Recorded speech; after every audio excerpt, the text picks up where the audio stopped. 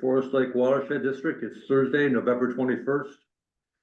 And let's start the meeting. Tori, if you could do a roll call attendance. Oh, did someone say something? No? Okay. Manager Lowe. Here. Manager Anderson. Here. Manager Baki. Here. Manager Taves. Here. President Schmaltz. Here.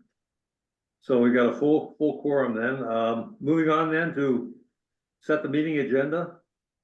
Are there any additions or corrections to the agenda?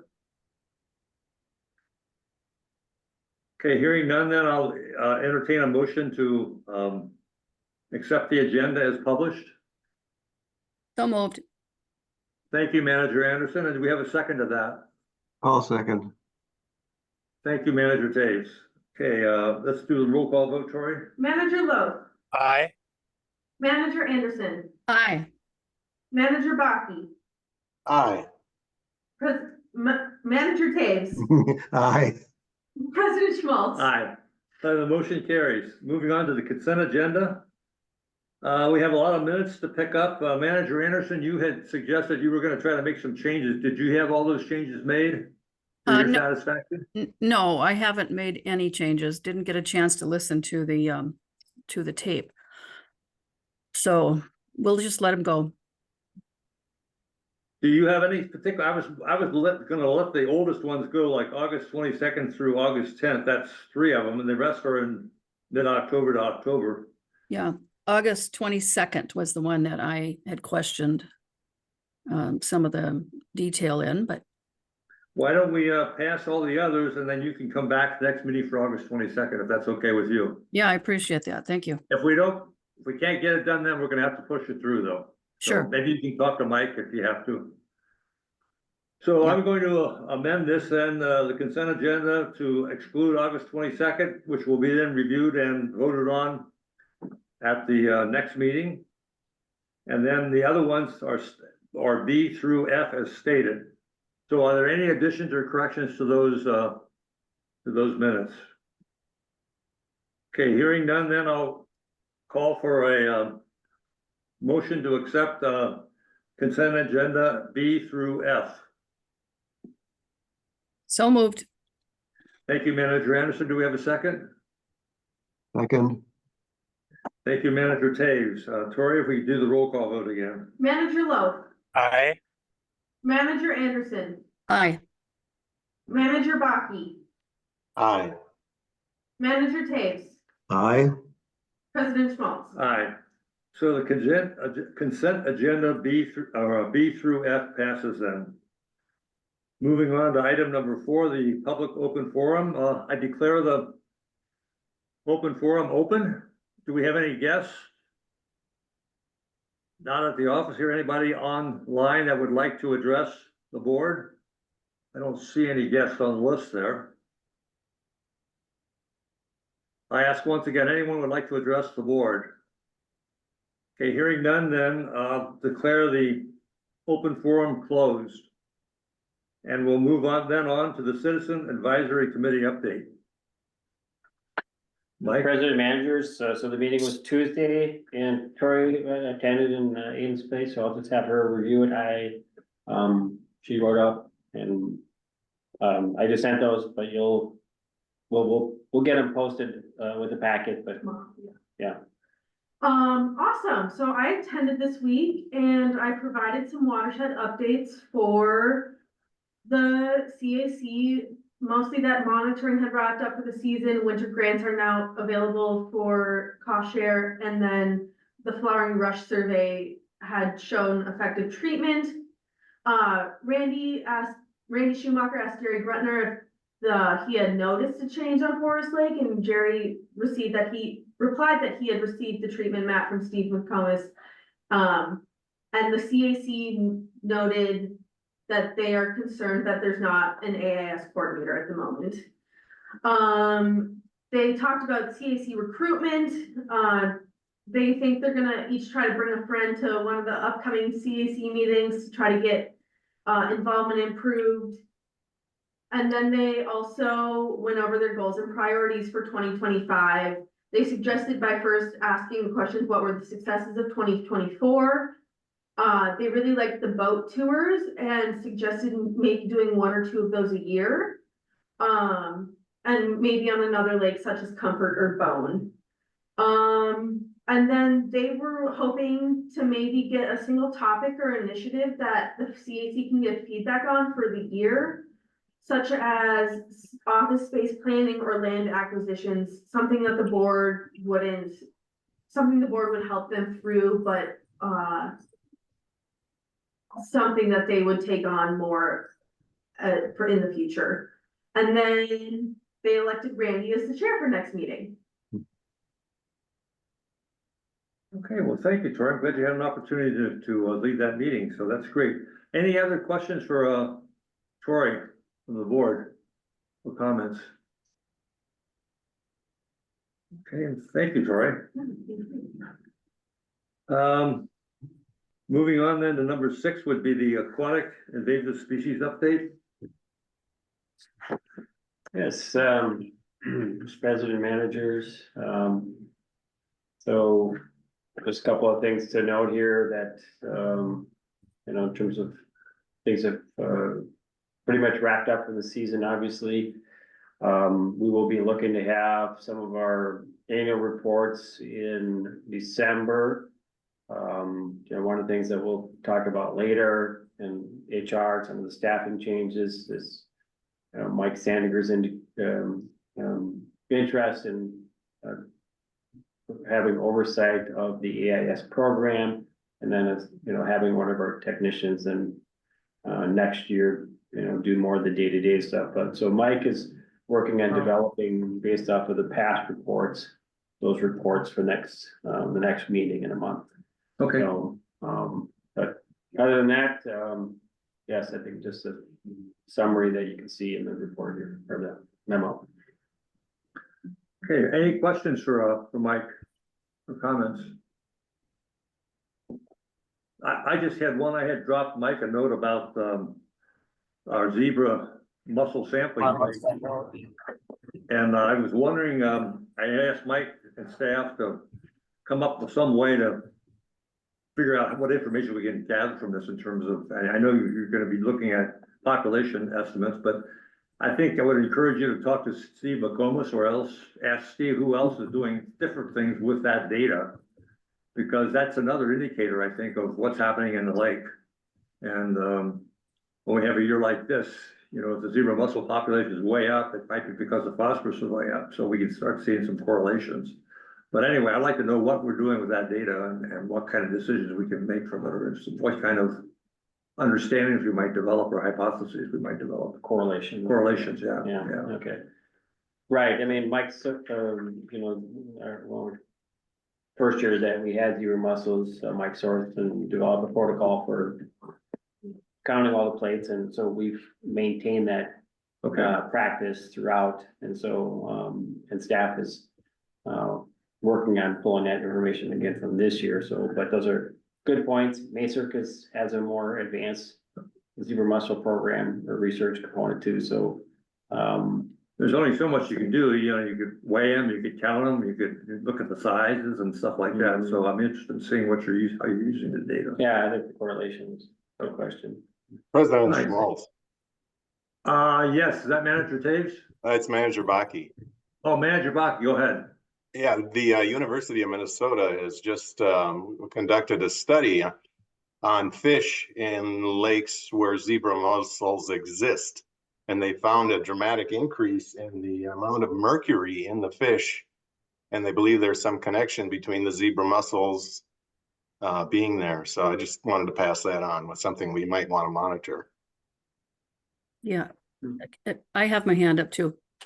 Yes, go ahead, Manager Anderson. Yeah, I just wanted to say that we should be connecting with MASRIC. That is the Aquatic Invasive Species Special Department at the U of M. And they do look forward to having others in the state send in their data. So I'm not sure if we maintain that close of a relationship with them, but we really need to look into that and be part of what they're doing, because it's pretty remarkable, all the things they have going on. The University of Minnesota also is doing a project. We've been part of it now. This is our second year on Comfort Lake. And they are looking at ways to speed up the process of counting the zebra mussels. That's a lousy task. Nobody likes to do it, but they're looking at ways to do it photographically and with computer algorithms, of course, that would look at that photo and then make count estimates. So that's exciting. And that's in its second year, like I said. So I agree. I think we need to be working with the people that are seriously studying this whole thing. And just as a footnote, I was going to say it in the manager's reports, but I'll do it now because it's appropriate. We noticed on our lake that the number of zebra mussels on the plates was either zero or very minimal for the better part of the lake. It increased as we got plates that were closer to the outlet going to Sunrise. So that was interesting to us because before last year, it was pretty serious all over the lake, but for some reason, this southern part of the lake didn't see anything. That is interesting. Because we have just reversed this year, we have more than I've ever seen. They were like 3 deep on my plate Wow. and all over the lifts. I mean, I gotta scrape them off of the bucket full when I'm done off all the lifts I've got, so Interesting. very interesting. I don't have anything on this manager look. I don't have anything on my my lift or dock. So And Great. you're just up, you're what, just right up the road from me. yeah. Half mile. Wow, He said had none. none. You know, I've asked this question a long time ago. When we first did the plates, they were all full. The next year, we didn't have very many, and I asked the question about how are you cleaning the plates? And so I think we gotta get at that. Somebody's gotta understand that, because if you, well, just for example, cleaning with Scotch-Brite would probably increase the surface area of the plate 200%, 300%, believe it or not, micro surface area, Yeah, which gives you more chance for people to stick to it and that. right. Or if you use chlorine or something else, they may not even go on it because it's a contamination. Or maybe you open up something in the plastic that wasn't there, you know, that wasn't on the surface before by breaking the gel coat. So there's a lot of things going on here. I mean, it's hard to me to believe that being 500 or maybe 1,000 feet away, and I have a full plate and Chris has nothing on his. Whoa, in the same lake. So, and on the same side of the lake too. So I- that's kind of. Well, it'd be a good research piece, Yeah. including like just buying a new one, like having multiple ones in the same location to see if they're consistent or not. That's true too. Yeah, Basically, you have two right next to each other. Yeah, rule out some different Yeah. Anyway, I think we have to look at the precipitation level and the volume in the lakes this past summer. Because we had really, I think I said this once before, but we couldn't get on the lake because of high water until the end of July. And then we got another big several days of rain, and then we weren't able to get on until almost the end of August. So we had very little activity on the lake. So I think all of those things have to be looked at. It can't be just one thing. It's got to be everything. okay, well, good. Well, I think we had a good discussion on it. Let's move on then, and to the next topic, which is the WCD 2025 service agreement. Mr. President, managers, so annually we have, bring this to the November meeting. It's there are no changes other than the hourly rates with the, but it's really a matter of, if you look at basically the latter part of it is, guess what the technical services are, the board has made some adjustments in the past. We just have, sort of a carte blanche budget there, 20,000. And I'm not sure where we are to date on that service, but typically we have fairly short of using up that 20,000 each year, but in contrast to Sago, SWCD, we have a 2-year contract with them, Okay. so that'll come up next year. Again, So would someone like to make the motion before we open up for any other discussion? It's at the bottom of the sheet you have.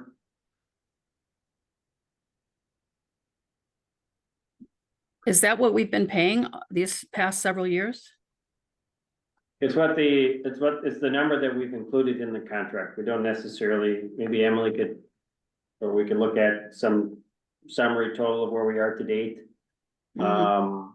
I mean, the cost share, we can't just look at the cost share line item because it would have a bunch of other things in it, but we could get you the number, but typically we've been fairly short of that dollar amount. It's just available for any services,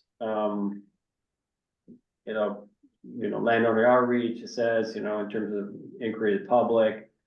Typically, most of the work is gonna be in our cost share program realm. They have not done any long-term monitoring, other things, or designer or contract assistance with PMP inspections. But it's there in the event that the district needs, if we have some other change in staffing, so I just always thought it was a good thing to include, because then we don't have to do an amendment or something else, we could just, engage them as needed. Are we using them? Are we using them for any of our water monitoring? No, Okay, good. Good, because they were a big source of AIS in the early years. Remember, they were taking their boats on a routine, not considering the AIS that was being brought in from infected lakes into other lakes. That was one of the big reasons we chose not to do that and start our own program. So as long as they're not doing things like that, and we're monitoring, if they do get into a situation where there can be exposure, that we're making sure that they're following proper protocol. Okay, thank you, Manager Anderson. I'm gonna make Manager Schmaltz moves to authorize the board president on advice of council to enter into the service agreement with Washington Conservation District and in an amount not to exceed $20,000. Do we have a second to that motion? I will second that. Thank you, Manager Taves.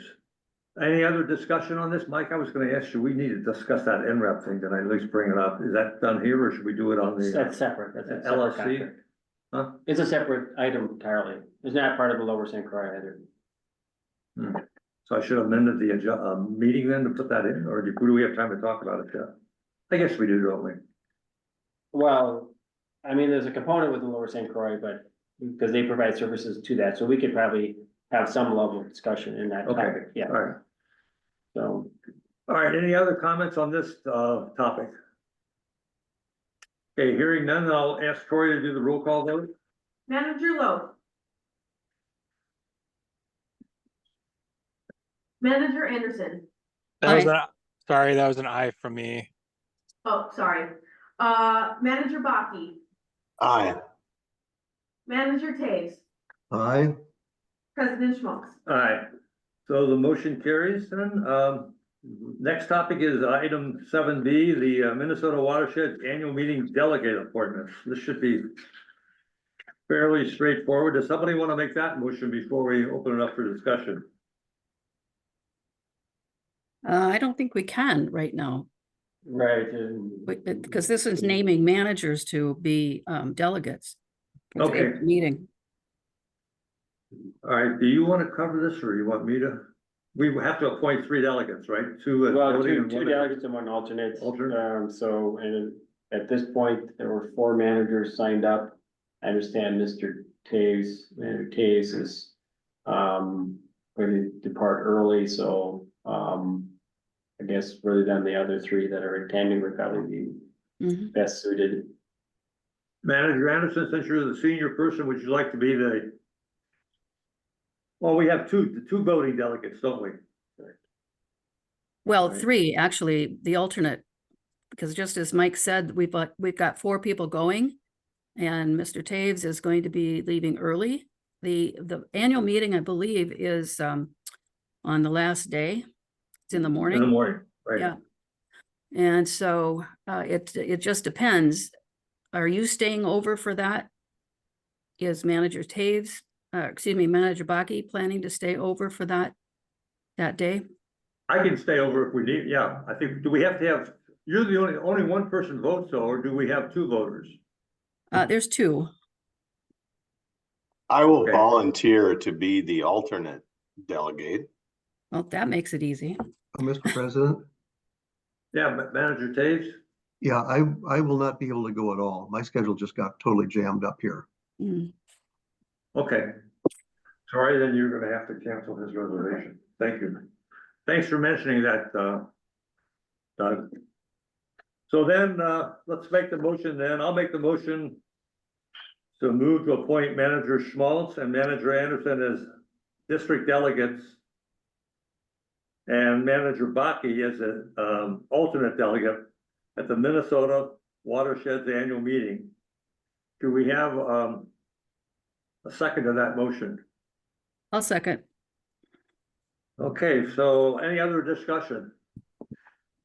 Okay, hearing none, then I'll ask Tori to do the roll call vote. Manager Lowe, Aye. Manager Anderson, Aye. Manager Baki, Aye. Manager Taves, Aye, President Schmaltz. Aye, so the motion carries. President Schmaltz?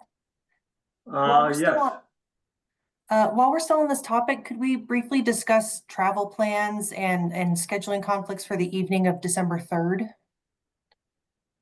We have our strategic planning meeting scheduled for December 3rd, and I just realized that there is a governance workshop as part of the Minnesota Watersheds Conference that evening. Also, some people might be driving up that evening. Would you like to discuss if you want to reschedule the December 3rd workshop or if that date still works for everyone? Reschedule is my vote. well, that's actually on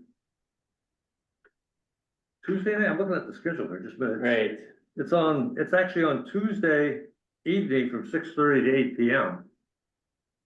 So if we have that, is anybody planning to attend that? Yes, I am. And the administrator meeting that day as well. I'll be driving up, I'd leave like 5:30 in the morning, enter about. Okay. The drive's shorter there to there, isn't it? It's only an hour or so, hour and a half. Oh, I don't know. I think it is, yeah. It's right next to Brainerd. I guess I didn't. Yeah, I it's didn't gonna look save at- a couple of 3 hours. Okay, so what's the board wanna do? We wanna switch it then? Well, I say yes. I vote yes for that. Doug? yeah, let's change it if we can. Okay, so, because Manager Anderson, you've missed a couple meetings already on that, so it'd be nice to have you at the next one for sure. Mhm. So let's switch it. Emily, could you figure out and when we could switch that? Maybe in the next Connect with Jenny. week before Thanksgiving, before people start traveling or something like that. See what you can do and see what the response is. Okay, we were thinking maybe Tuesday, December 10th, and then it would be 2 weeks in a row because we also have one on the 17th. If that works for everyone, I can confirm that with Yanni. December 10th? Yes, if that works. Yeah, yeah, I think that's great. Okay, confirm with Wait, him is that, and we're we'll send moving out it an to email. December 10th? That's just Let the me confirm with recommendation. Yanni Yeah. and we'll follow up over email. Yeah, I have to check my calendar on it because we got a lot going on in December, so December 10th, okay. Is that same time, 6:30? Okay, 5:30. No, it's I think 5:30 to 5:30. 6:30, 7:30. okay. Well, it's 5, isn't it 5 to 7? Emily? We've been doing 5:30 to 7:30. 5:30 to 7:30, okay, sorry. Okay. So then moving on then to, the Minnesota watershed resolutions. Can Tori put those up on the screen when we're talking about them? I didn't print them. Okay, I have a suggestion to make. We had Council Holtman do a very nice job in, providing some additional information and maybe things that other people should consider. So I'm wondering whether, first of all, do we have to go through each one of these, or does anybody have any real concerns after reading what manager or what Council Holtman wrote, that we just either address those issues, or what I was thinking of doing, we're probably gonna accept what the managers or what the council's recommending. It's what we've done in the past anyway. And if we have a difference of opinion about that, then we should bring it out and discuss that item. Otherwise, I think if everybody agrees with it, we should just say agree and move on to the next one. That's my thought, just so we can save some time on this whole thing. The thing I thought was very helpful was I'm gonna get you on the board yet, Chuck, in terms of a manager. Probably have to take a pay cut though, but anyway, he's made some suggestions of things that they should consider that haven't been considered. And some of those, I thought observations were pretty important, and maybe we should pass that information on to the committee that's in charge of this whole thing, so they may wanna check amending it before it gets up to the meeting. I don't know, I'm just bringing that up. I thought some of the thoughts were very insightful, and not sure people have really thought this thing all the way through on some topics. President Schmaltz? Manager Taves. Yes, I found the council's notes to be very helpful in clarifying some of these issues. It seems so repetitive at points, but when I finally got to his notes in there, then it all started to come to make sense. I really appreciate that. I feel the same way as I've stated already, so why don't we just start on the first one and go through, who's gonna lead us through this? Are any of these topics really of interest to us? I mean, I don't think so. yeah, I don't think so either. So, If I never see a fern again, I'll be happy, so my only question on that one is, do we have any in our area? Mike, do you know? Fen, no, No, fens, okay. calcareous fence, no, if we did, you'd have a lot more zebra mussels. well, I like the recommendation of adopting the committee's recommendations from Minnesota Watersheds. Unless somebody has a strong opinion that they don't agree with it, then we should certainly discuss it, but I think historically, we pretty much agreed with what they suggested. So that will save some time, and then the other question would be then, do we wanna pass on any of Chuck's analysis about things they should maybe haven't considered that they may wanna put into it before you have everybody vote on it? Otherwise, it's gonna come back next year or something with that issue not being addressed. Possibly. Well, I think that we should do that. With those caveats. So we'll follow their recommendation with the caveats of our lawyer. Right. Yeah. Yeah, the only one that I could really think of was that public notice one. We've always had a good relationship with the newspapers and. So, but I can understand where, yes, you can be in an area probably that there's not a local publication. But that doesn't keep us from using the paper though. Correct. Correct, so it doesn't really impact us. Well, that needs to be clarified, though. I don't remember what Chuck said about this one, but. Well, he's saying that, he if just you're- thought, if I recall correctly, he suggested that it might be advisable that to determine what the readership is of the paper, if one does exist. A lot of Well- people don't even read that thing anymore, so. Yeah, I think maybe just a word change to allowing additional notice methods of watershed district proceedings. Well, I think Mr. Holman's suggestion there was really that I thought was appropriate was just that it might. Okay, could provide for website notice, but only where there is not a legal newspaper. Mm-hmm. So, Right. cause then, That's a good addition. right, 'cause Yeah. then, I thought they all were. Right, I mean, we'll just. Oh, good. So it's addressed. Yeah. Yeah, so we'll do number one's okay, then number two? Everybody on board with that one? With the recommended, Yeah, recommendation to adopt, and then Chuck, I don't think Chuck had any suggestions here, or did he? Yeah. Yes, he did. well, it was just that on number two, it was to approve about with that version that only where there are, or there's not a legal newspaper. Right. Um, Oh, number one, I had him confused. So do we agree with number one? That has to do with the chloride contamination.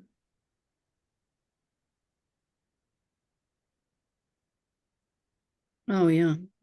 Missed that one too.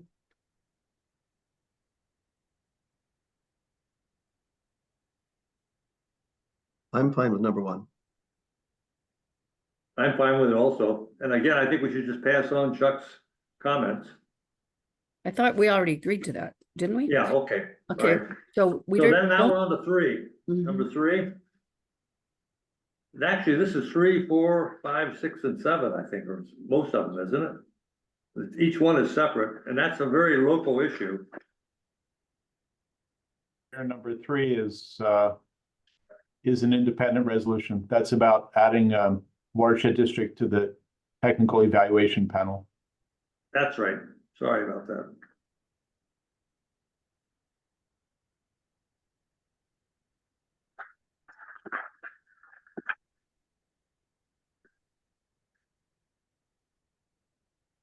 I'm gonna make the motion that we accept the resolutions as presented by Minnesota Watersheds, and including our comments, our attorney's comments, to share with the convention for consideration.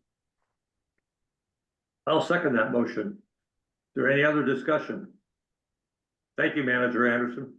Mhm. Okay, hearing no other discussion, I'll ask Tori to do the roll call on that motion. Manager Lowe, Aye. Manager Anderson, Aye.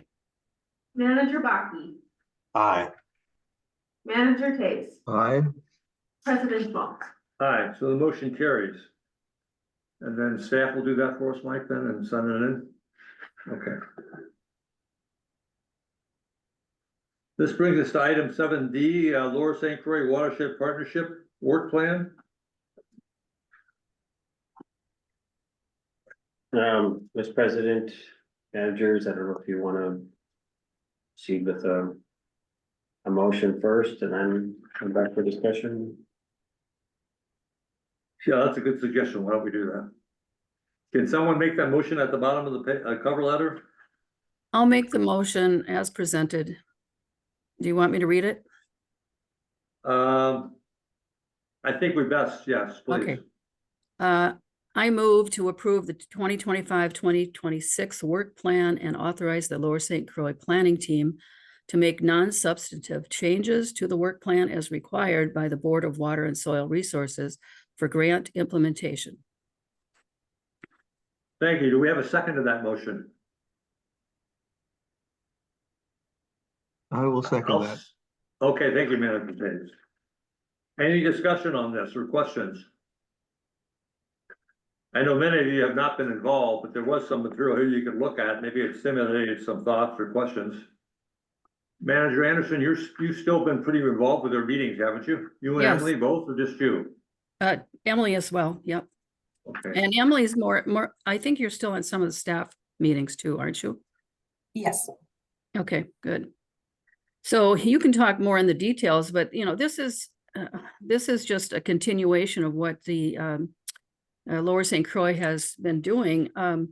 One of the interesting things is a very well put together slideshow showing the successes to date for the Lower St. Croix.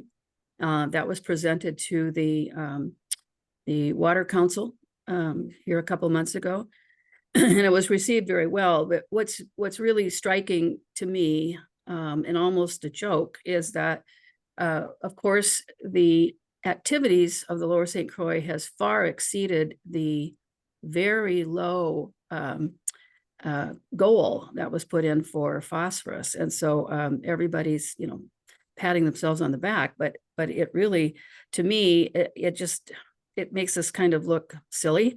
I think one improvement would be if we increased that goal to a reasonable amount. And I don't know if it's too late to do that, but if that's something that Emily can bring to the staff meetings that she's going to, I think that would be the right thing to do. But other than that, it's a good work plan, and we're making real progress in the areas that needed it. We're not seeing a lot of work down here, of course, but that's because we don't need to tap into that as much as other areas. So I think overall it's been very successful. It's looked at, this Lower St. Croix planning partnership that we have is looked at as very successful in the state. Bowser's very happy with what we're doing. Okay, I had just one question since I've been away from it for a while, but we have the WBIF funds at 2.6 million, which is the freebie they get from the metro area contribution. And then we've got other funding next to that, which is, well, at least for implementation, it's at 6.2 total, or 6.6 total. But for implementation, it's about 4.8 million.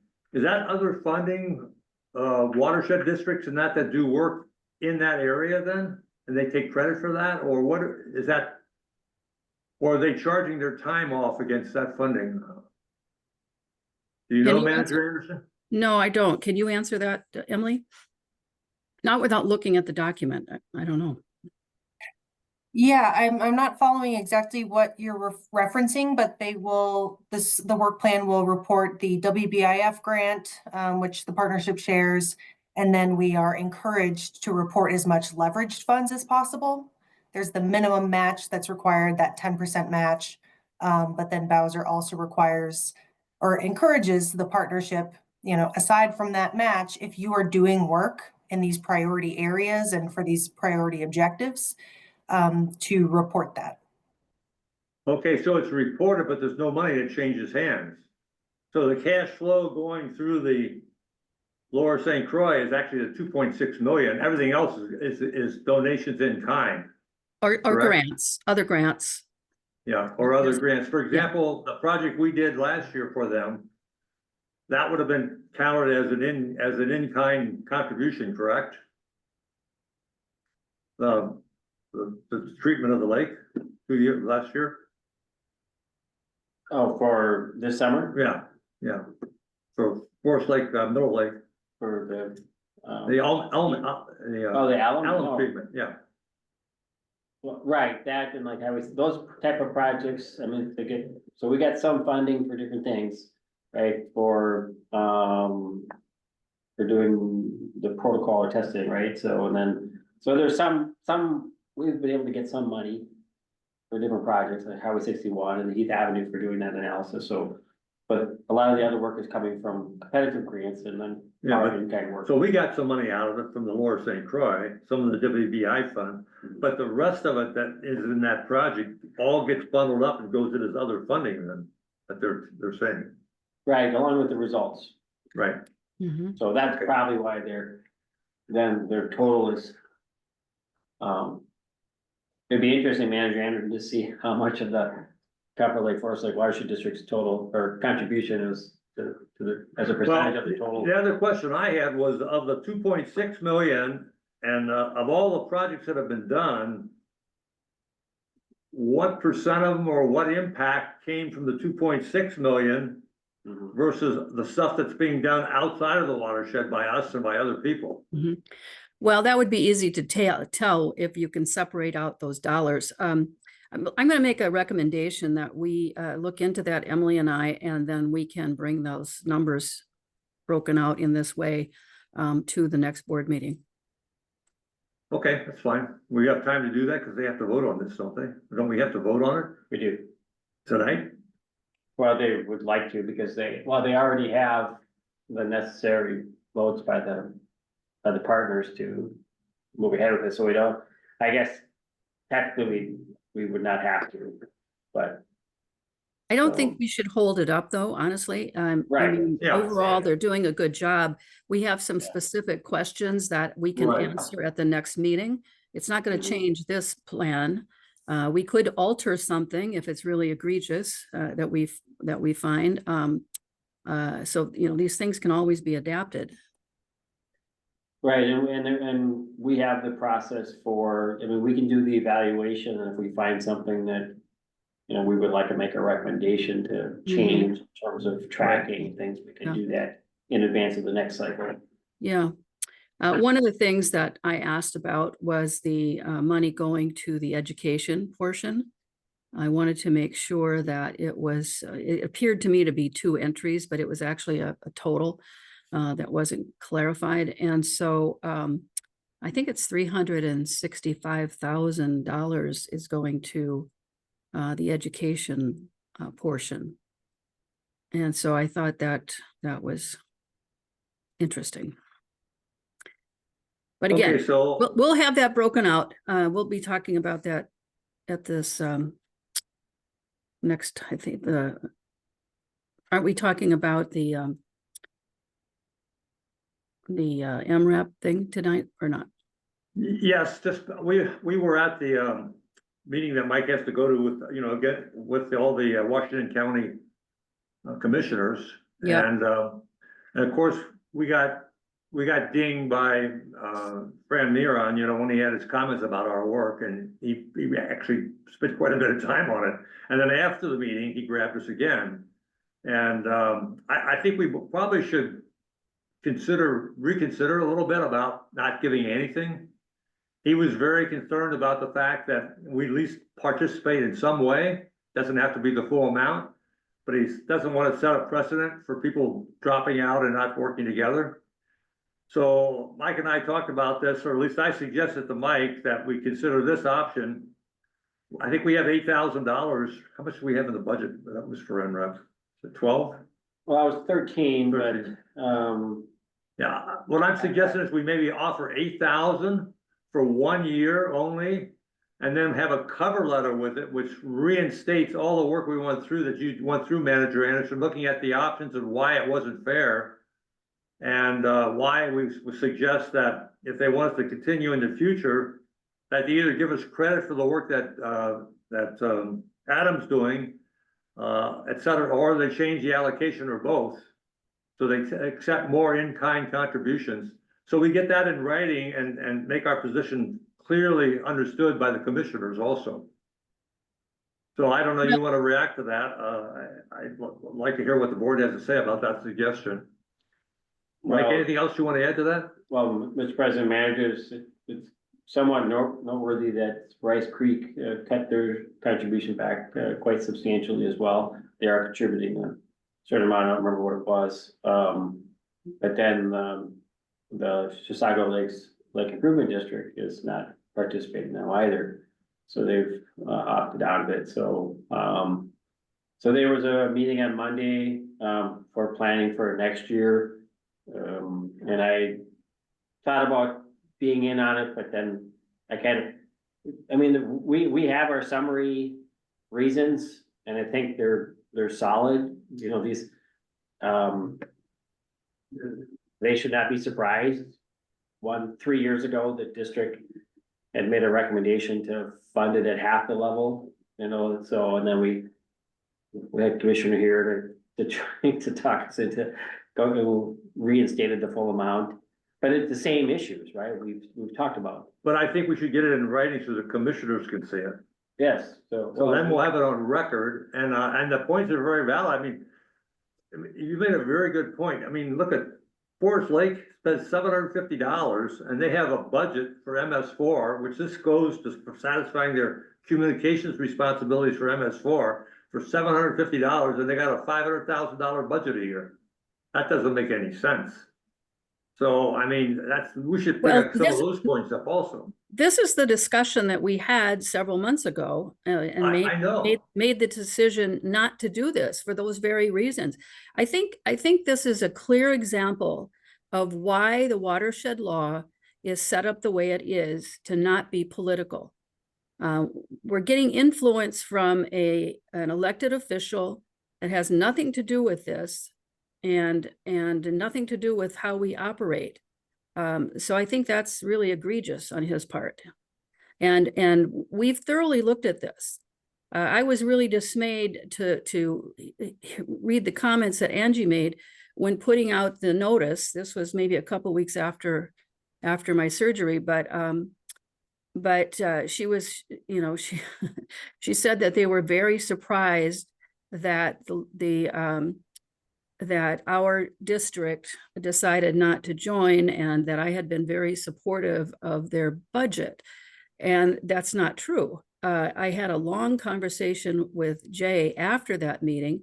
I was vocal during the meeting about why I thought our board may not want to do this, because the foundational reasons for MRAP was to establish a communication vehicle for the MRAP, or excuse me, the MS4 cities and so forth. And so that's their foundational reasoning. And our point was that we've gone all these years paying, you know, $15,000 to $25,000, depending upon the years, and we're not getting anything out of that. You know, we're not a large district. We don't have a big budget. We took a minimal increase this year. We just don't have those extra funds.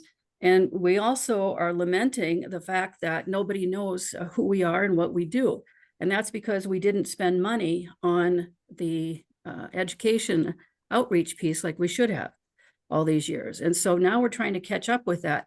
So those are all the reasons that we talked about and agreed to not support MRAP this year. The other point I want to make is that the money that is going to the Lower St. Croix, we're part of that, obviously, because as Manager Schmalz pointed out, the bulk of this money for our Lower St. Croix is coming from the money allocated to the metro area that we are providing to this bigger watershed. And they do a really good job. They have, I think, 1.5 people now working in that area. And we get a lot better support directly, acting directly with Lower St. Croix. So I think we're still getting our coverage and the money that, you know, would have been available to us through that grant is going toward that effort. And so I'm very comfortable with how we decided to do what we decided to do, how we, you know, spent time really going through all the things we're talking about tonight previously. So it's a good, rational decision, and I'm standing by it. I think we made the right choice. Yeah, that's good for you to say, Manager Anderson, but Manager Roth and myself are appointed by Fram and the people down there, and he pointed out to us that a lot of people would like to get rid of watershed districts. Manager So Loth? I'm just pointing out that you could be absolutely right, and we could be out of jobs in 3 years. So I just think that it'd be good to put it down in writing to the commissioners directly, so they have it in front of them. It's a pretty strong argument. I think a lot of this would go away then, especially since other people are following us. And if we kick a little money in, like $6,000 or $8,000, it's not going to bankrupt us. But it shows our intent and concern about trying to get the right thing done. We're only going to give it for 1 year and have another meeting next year, and if nothing changes, then we're out. That's what the letter should say. Chris Love raised his hand. So, excuse me? Chris Love raised his hand. Oh, go ahead, Chris, go ahead. I completely agree with everything that Jackie said, and I'm all for sending the commissioner a letter, but I am against having any money accompany that letter as to why we're not participating. Okay, why don't we take a vote, see where everybody stands? That's the fastest way to get through this. So what we're voting on is whether we should send a letter without any money. Mr. President, Yes? there's presently a motion on the floor that hasn't yet been voted on to approve the Lower St. Croix plan. Right, I don't want to vote on that until if we can vote on it, we'll be out of the subject area again. Unless we can discuss it after we vote on it, is that okay? I don't wanna vote on it and have it go off the agenda, and now we're, have to wait till next month or next couple of weeks. Well, I believe you Three can, you can vote on the motion that's on the table and then still take up other business under the same general topic heading. Perfect. Why don't we then vote on the motion that was made, that's in front of you, and that's been seconded? Tori, do you want to do a roll call vote on the pending motion? Manager Lowe, Aye. Manager Anderson, Aye. Manager Baki, Aye. Manager Taves, Aye. President Schmaltz. Aye. So the motion carries, and so we support the Lower St. Croix for another year. Okay. So now coming back to the other discussion that's been brought up, just do a straw vote here on, whether we want to write a letter to the commissioners establishing our position with examples like Manager Anderson's done in the past, but without contributing any money to this year's budget as we had previously voted. So do you want to do a quick, yes or no on that? Tori, you want to do the roll call vote? Manager Lowe, I don't want anything to change with our financial commitment to the to MREP. Manager Anderson, Yes, Yes means that you want to send a letter without money. that's correct. That was what Okay. you said, and that's what I'm saying. I just yes want to to. make sure. Yep. All right, now we understand everything. Manager Baki, Send the letter with no money. Manager Taves, Aye. Send the letter with no money. President Schmaltz. Okay, send a letter with money, so it passes.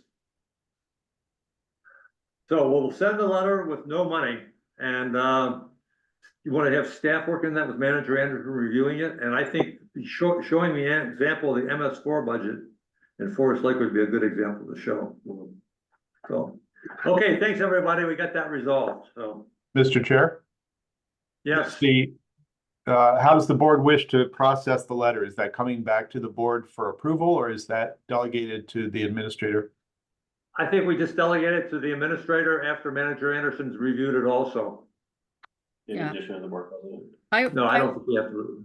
Yeah, I would, I'll trust you guys to review it, as long as we have the MS4 for it, and I feel like. Yeah. Everything else has been well documented, it's just a matter of writing it down. yeah, and I think staff includes Chuck Holtman, our attorney. I'd want him That's to fine. look, I'd want him to look at the letter, if not, clean it up before it comes to me. But he needs to be part of the process. That's a good suggestion, it's important how we say what we say, too. Yeah, exactly. Right. Maybe we could just run it through the AI machine and it'll be all cleaned up for us. Not taking work away from you, Chuck, but you're coming down the road here. A long road. I'll have to figure out how to add value in some way. All right, Didn't you thanks, hear about everyone. didn't you hear about the two lawyers that tried to do that when AI first came out?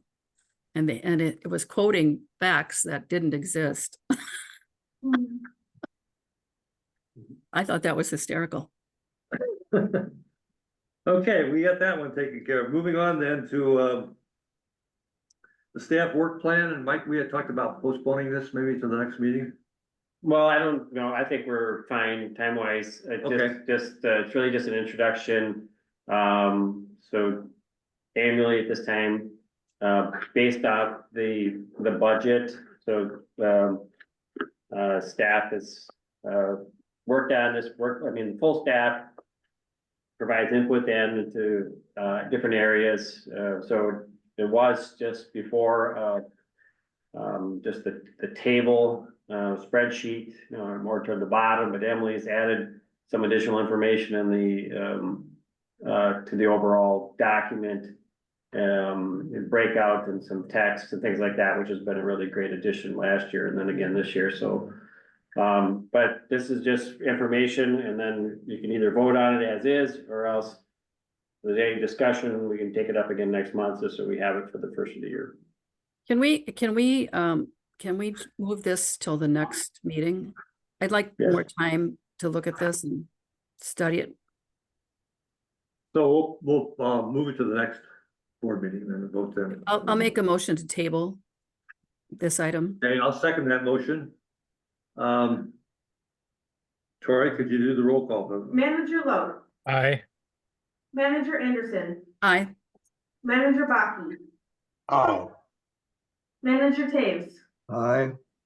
President Schmaltz. Aye. Okay, motion carries. It'll be tabled to the next meeting.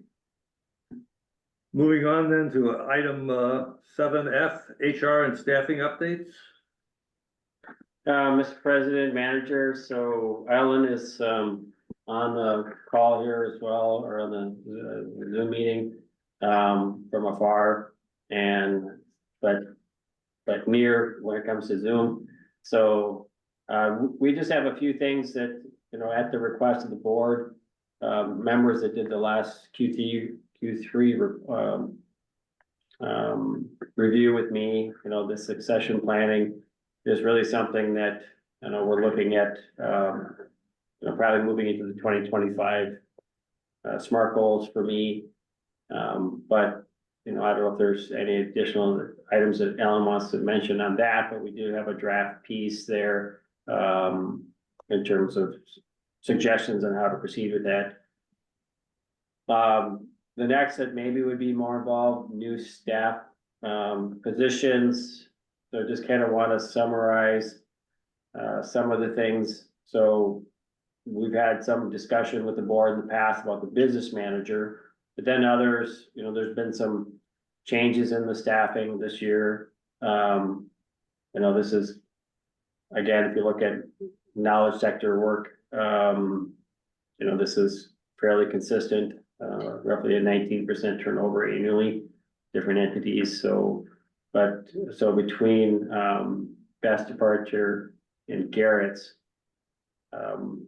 the board or the staff really kind of took a look, and I said again, as we did worked on that work plan, you know, what areas do different people want to work on?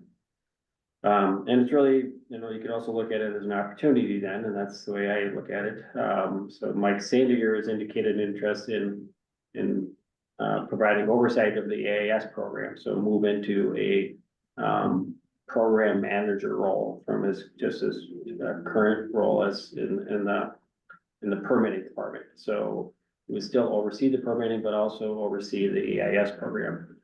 With that, then we have a seasonal employee that's still with us part-time while finishing his degree at the University of Minnesota, Matthew Henderson. And Matthew is really a terrific seasonal employee. He was a returning student. He had a career in a different area and then returned into this, but he's close by. He's interested in doing the day-to-day summer work in the AIS program. So those two would line up well. So then the other addition is Jackie Busiager, who's been seasonal from last spring as well, May timeframe. She currently is still with us on a seasonal basis through the end of the year, but my proposal is to convert her to a full-time employee to support a variety of field work, anywhere from the O&M monitoring, but particularly the regulatory support that. Victoria would move into a little bit higher role from a technician, kind of trying to work through some of this. I need to talk with the OR about, you know, how to give Victoria more opportunity as she's working and developing on her PE licensure. So giving her enough, you know, I definitely support her doing that kind of work. And it would add value to the district going into the future. You know, Tori is interested in being more involved with the field work and things like that as well. So then that kind of brings us back to the beginning of the business manager. So that role, then, you know, we've looked at the professional services and the accounting area and how much we're working in that. And then also when we look at a variety of other HR things, I mean, you know, not trying to push Ellen out the door, but the reality is that in the next few years, there'll be a lot of senior corporate knowledge, so to speak, in the district between board members, the administrator, myself, and likely Ellen, you know, moving out to pasture, so to speak, and not, you know, being here. So having someone like that to be supporting staff in that role on a more day-to-day basis. And certainly for myself in the next couple, 3 years or so, you know, I would like to be more involved with being more engaged with our partners, agencies, you know, new opportunities. I just was, I think I put in there, I was asked to speak at a conference in Wisconsin coming up here, and doing some of those. So overall, you know, that's, I admit, and I know that Manager Anderson, I've mentioned this, sometimes it takes me a while to get to the same understanding as to, you know, her recommendation on this position. But now, as I look at both the business side of it, the accounting work, we have done that before, and I've been involved with organizations where we did our accounting in-house. It's not difficult. You see the software, then you still use your accountant, but it's more or less, they're just there to kind of check everything and for the month end. But a lot of the busy work, so to speak, in tracking and report or generating reports can be done internally. So combining that with then some of the HR work and support overall, I feel that it's a position that the district could utilize going into the future. Good, that's a good update, Mike. Any comments or questions from anyone? Just a quick overview. I think we've been working in this direction for quite a while, but I'd like to hear the board's comments or thoughts before we move on, or. I think it's all good. I mean, that position was budgeted for, so all I have to say is thank God.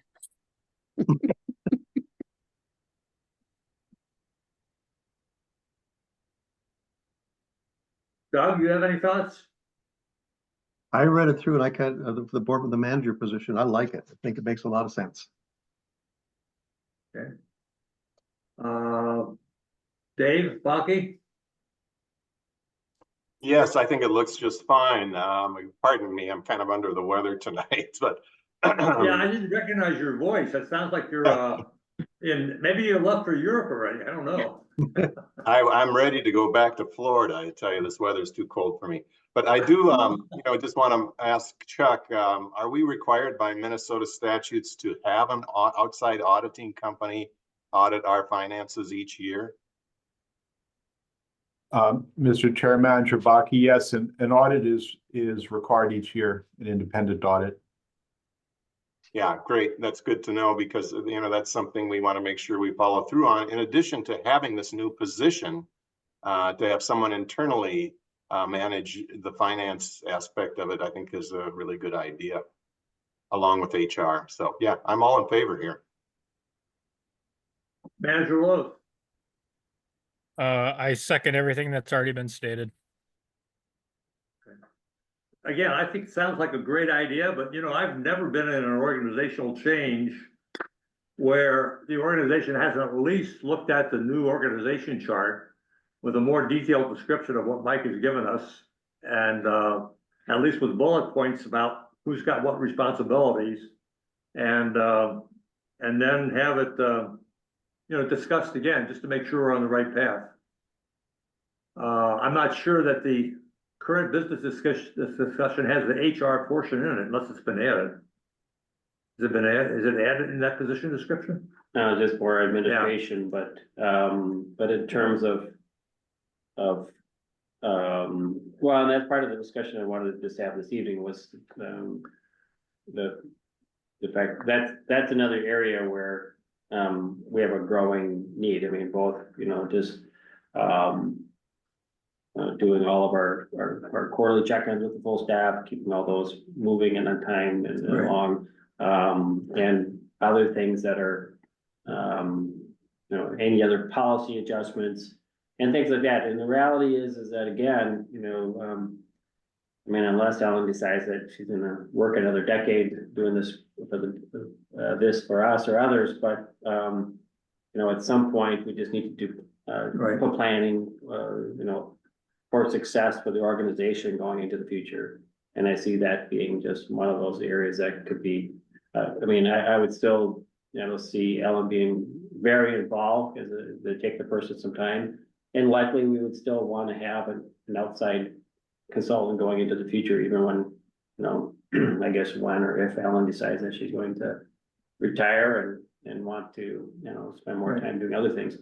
So, but that could be coordinated with others. There's a whole variety of different things that it could look like.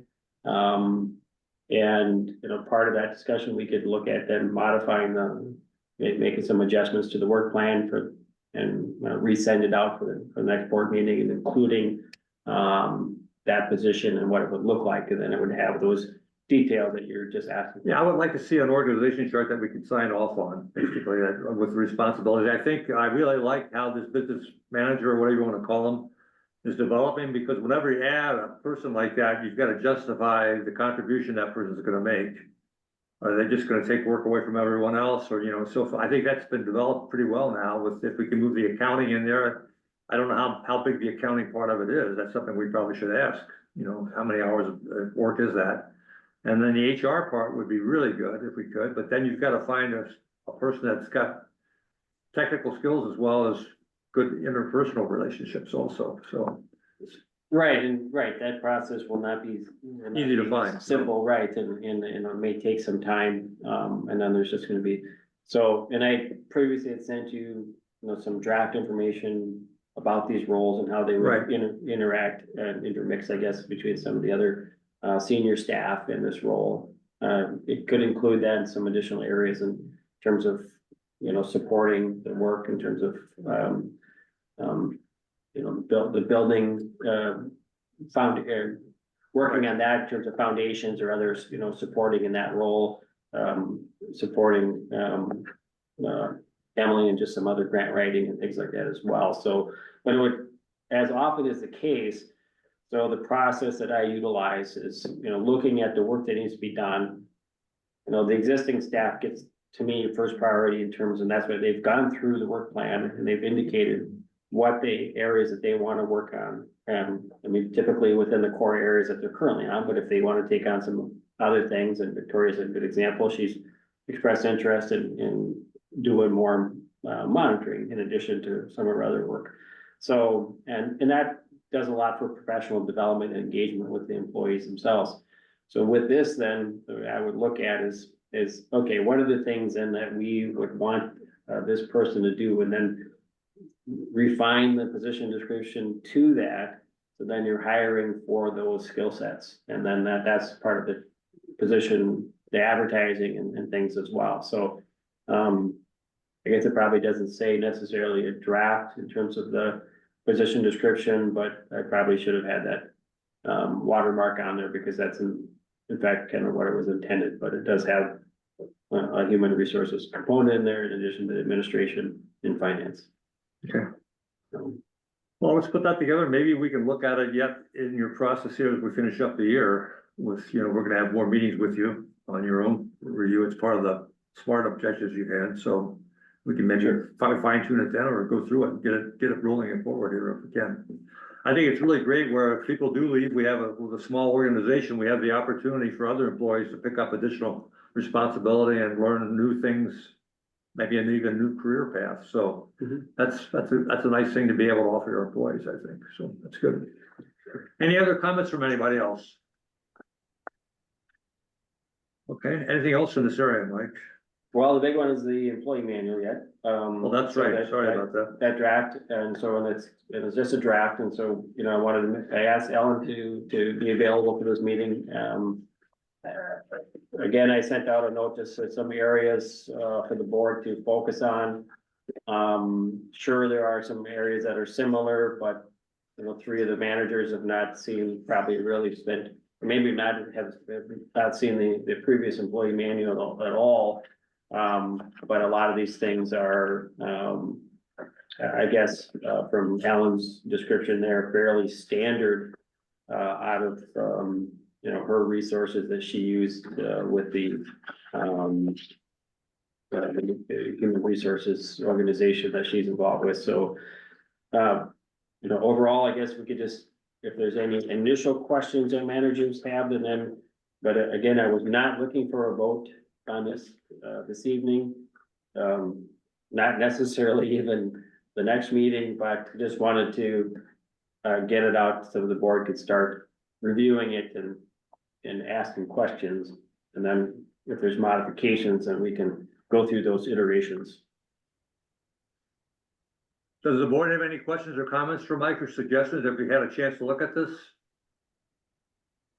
You know, not at this time. I think, as Mike said, the things that were changed are a lot of times driven by new laws, new processes and that kind of thing that have been put in place but not memorialized in the employee manual. So we have to trust our consultants when they are hired for specific things. And so I don't have any comments to make on this. I think, thank you for what you did, Steve, in highlighting some of those changes. And that may be something to pass along, is that in the future, when you're dealing with a manual like this, it's really, really nice to have the changes highlighted.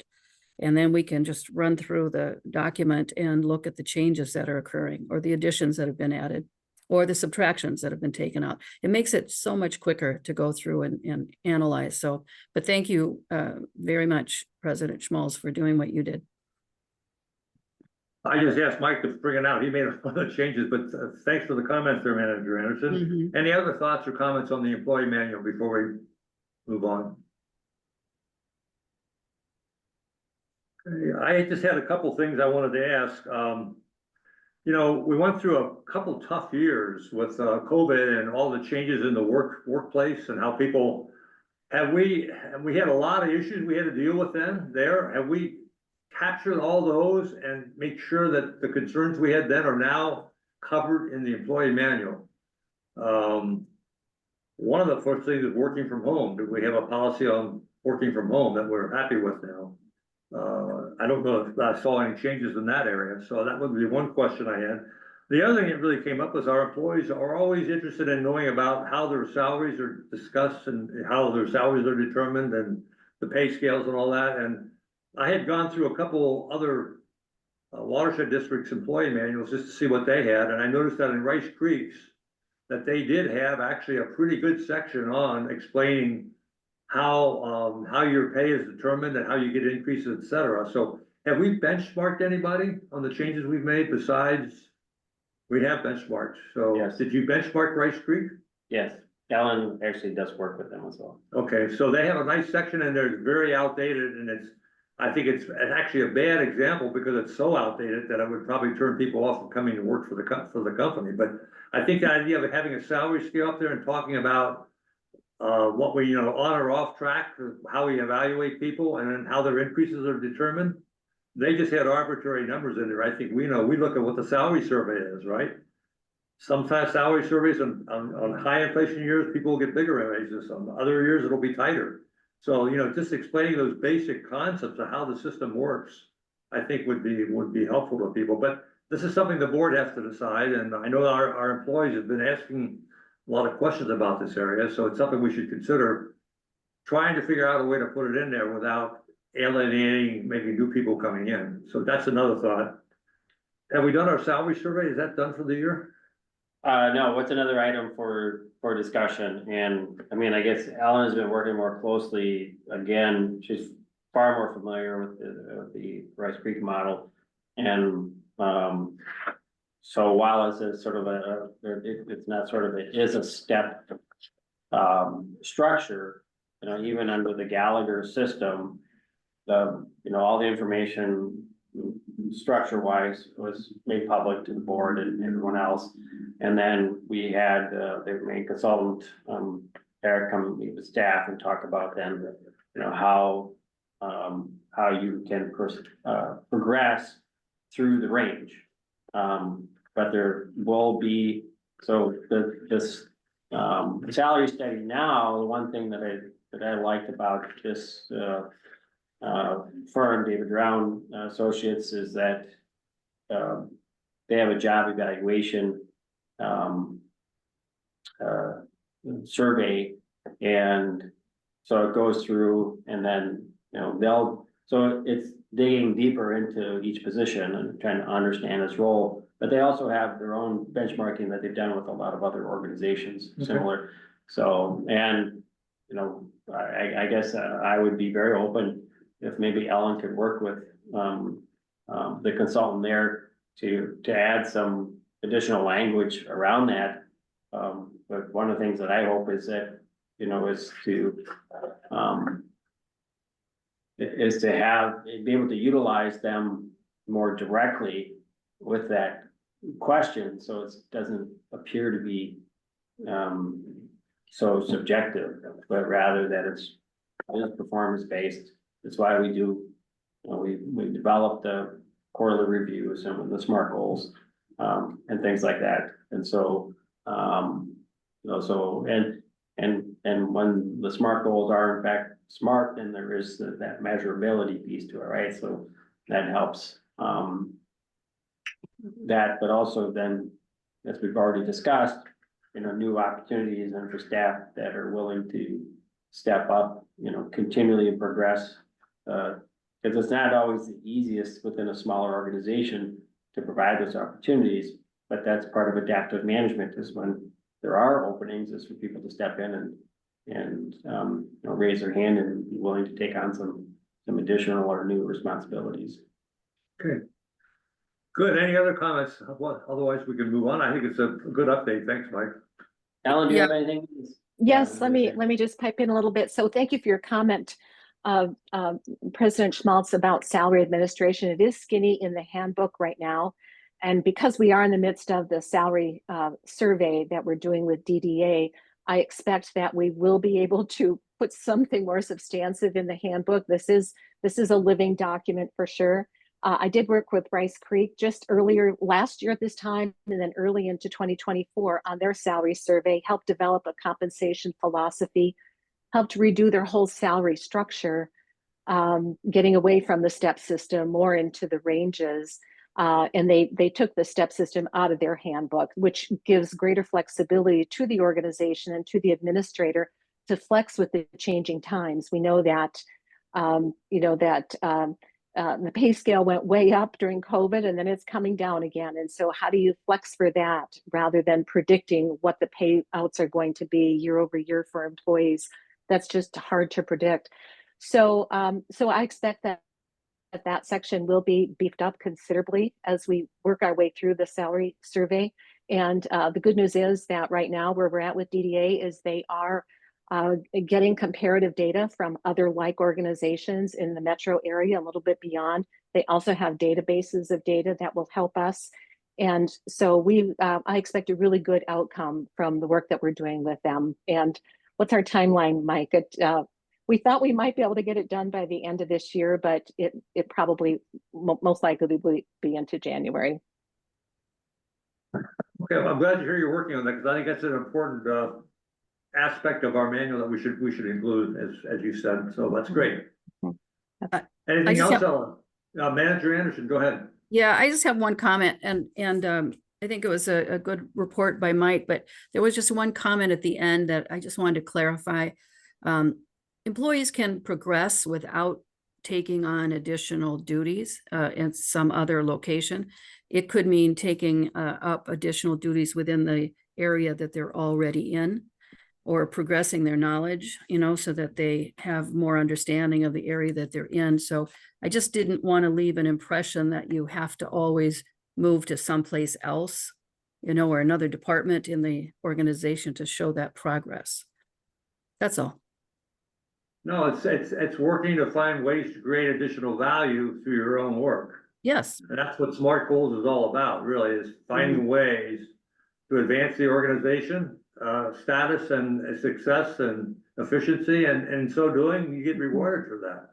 Well, So- I think part of it too is this process we're going through with the visioning and mission and Right. values.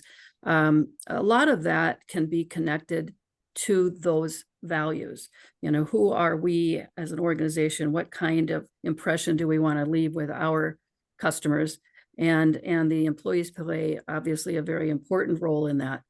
And so incorporating that commitment to those values is another way to recognize excellent work on behalf of our employees. That's all. Thank you. No, thanks. Good comment, Manager Anderson. Thank you. Okay, again, good report. Let's move on then from there. Is there anything else you had, Mike? No, I don't think so. Is there? Not necessarily, but yes, thanks for clarifying. That's basically Manager Anderson. That's what I intended to state, that, you know, the opportunity. There are, and people have, I mean, there's, you know, Aiden is completing his CCA, Mike Slinger has completed his, he's now a Wetland Conservation Act.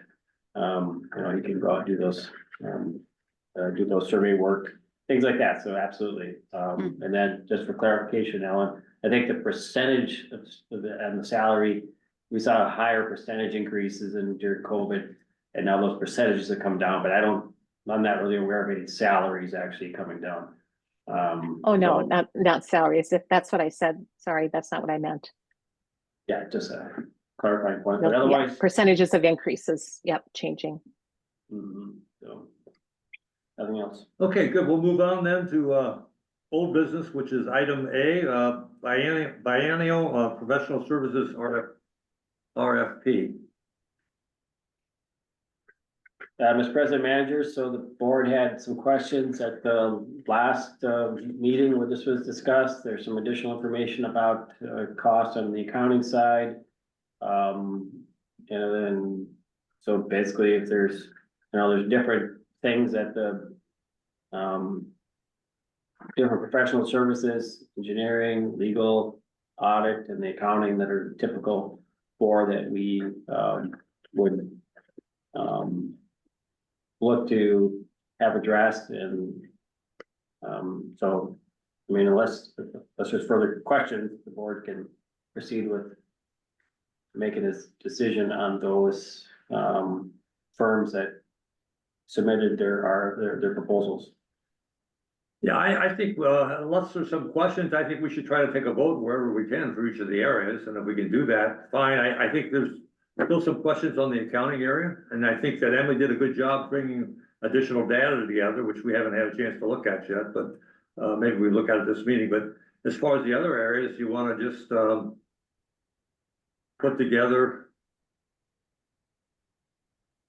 Well, how do you recommend we do this, with a motion, or we have a motion here, don't we? Right, and I mean, so simplistically, if we just have one firm for the audit, that's Abdo. You know, the board could proceed with that. Same with legal, Smith Partners. The area is really about, you know, well, I guess also just, was it just? We got Steve McComas's area. Correct? Correct, right. And then we got the engineering firm, right? Right, in accounting. So how do we feel about the engineering firm? Yeah, go for this. Does anybody have any suggestions other than EOR at this point in time? Or any thoughts in this area?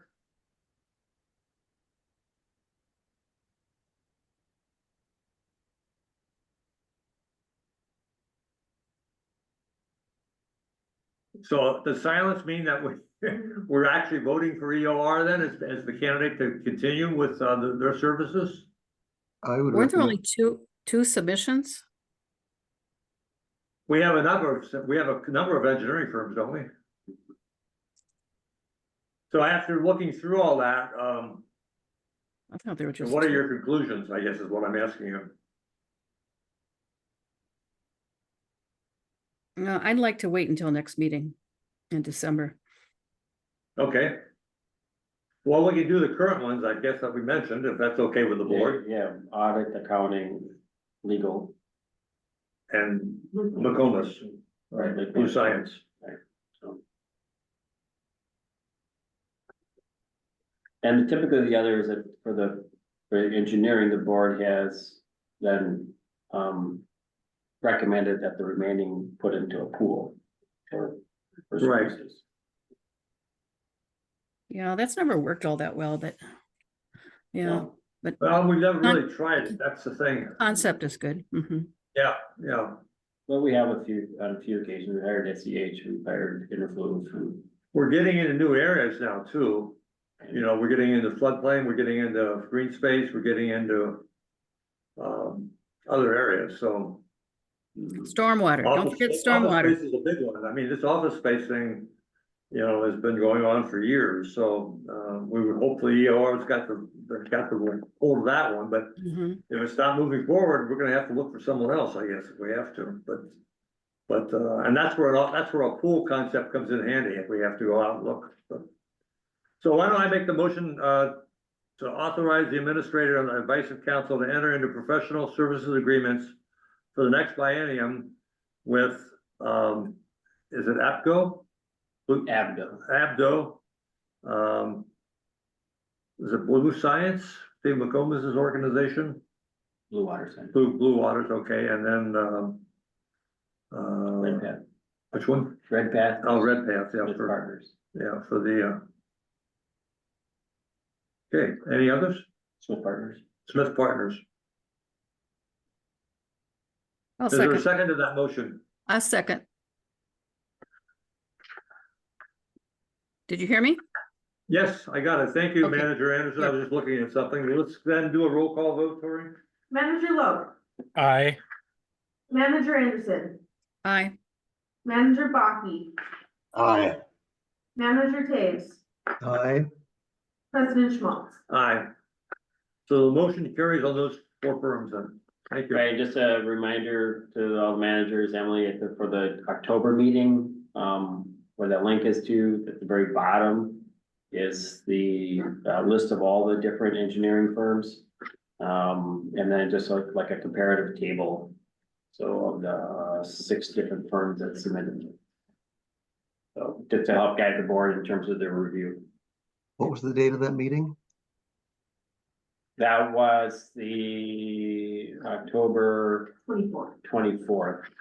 Why don't we have staff send that table out to everybody just so they have it for sure? Can we do that? Yes. we- Not all the booklets, we got all the, ready, but just that summary table. I know which one we're talking about. Thank you. You're welcome. Okay, let's move on from here then. If nobody has any other questions or topics, this would get us into 8B, Clean Water Partnership Loan Agreement. Are we ready to discuss that tonight, Mike?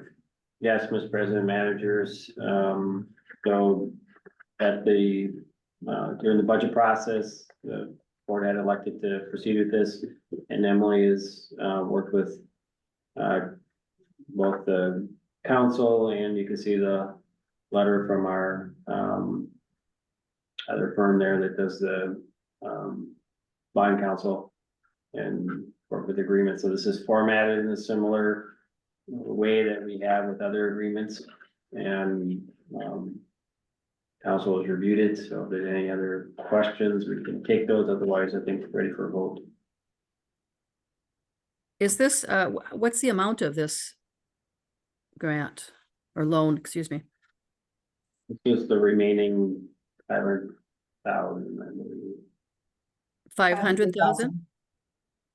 Okay. Why isn't that part of the motion? Yeah, I was thinking the same thing. I think we should be very specific there. Yeah, Can we Well, do that? Do we have the number, Emily? We do, and it's in the resolution and the loan agreement, which is all kind of packaged in with that resolution. So that's what the present loan award is 500,000. okay, well, I'm gonna make this motion as it exists. I'll make the motion to adopt resolution 24-11-01 and direct staff to proceed with the remaining requirements for the $500,000 loan execution. Thank you, Manager Anderson. Is there a second to that? I'll second that motion then. So, any other additional discussion or questions? Tori, if you could please do the roll call vote on that motion? Manager Lowe, Aye. Manager Anderson, Aye. Manager Baki, Aye. Manager Taves, Aye. President Schmaltz. Aye, so the motion carries. Thank you. Moving on to 8C, update on floodplain vulnerability and modeling. Yeah, Mr. President, Cecilia or Ann or, okay. Go ahead, Yeah, Cecilia. Yeah, but very quickly, Mr. Chair, managers, the status of what we are with the model is getting to the point in which we are putting everything together. There were all the data that we use from the city, Forest Lake, and the county have been incorporated into the model. That was a significant effort. There was data was needed because it was either incomplete or were certain specific areas that we needed to add some surveying. That was done last week, and there were about 100 points, data points that were surveyed as it relates to manholes, catch basins, sizes of pipes, invert elevation, all that. So also the adding detail to the subwatersheds, the Sunrise River watershed and the Seals Lake watershed will be done by the end of this week. I talked to Bell this morning, and he indicated that will be done. The actual runs of the 2D, two-dimensional model will start mid of next week. We have the advantage that Bill, who works in this model, it's from our Canadian office, so we'll have a complete week available to do this and celebrate Thanksgiving. And there are going to be some preliminary maps that will be generated on the second week of December. And this is something that I would like to be able to show you and get some input from you in terms of, the content and how this thing could be presented at our meeting on December 19th. So the idea is to be able to put together, not a big presentation, but just be able to show you some of the results. And the idea is that all the maps and final report will be done by the first week of January. And it will coincide quite a bit, quite nicely with the public involvement portion of the flood risk assessment that is going to start in January. So that's the plan. Thank you, Cecilio. Any comments or questions from the board?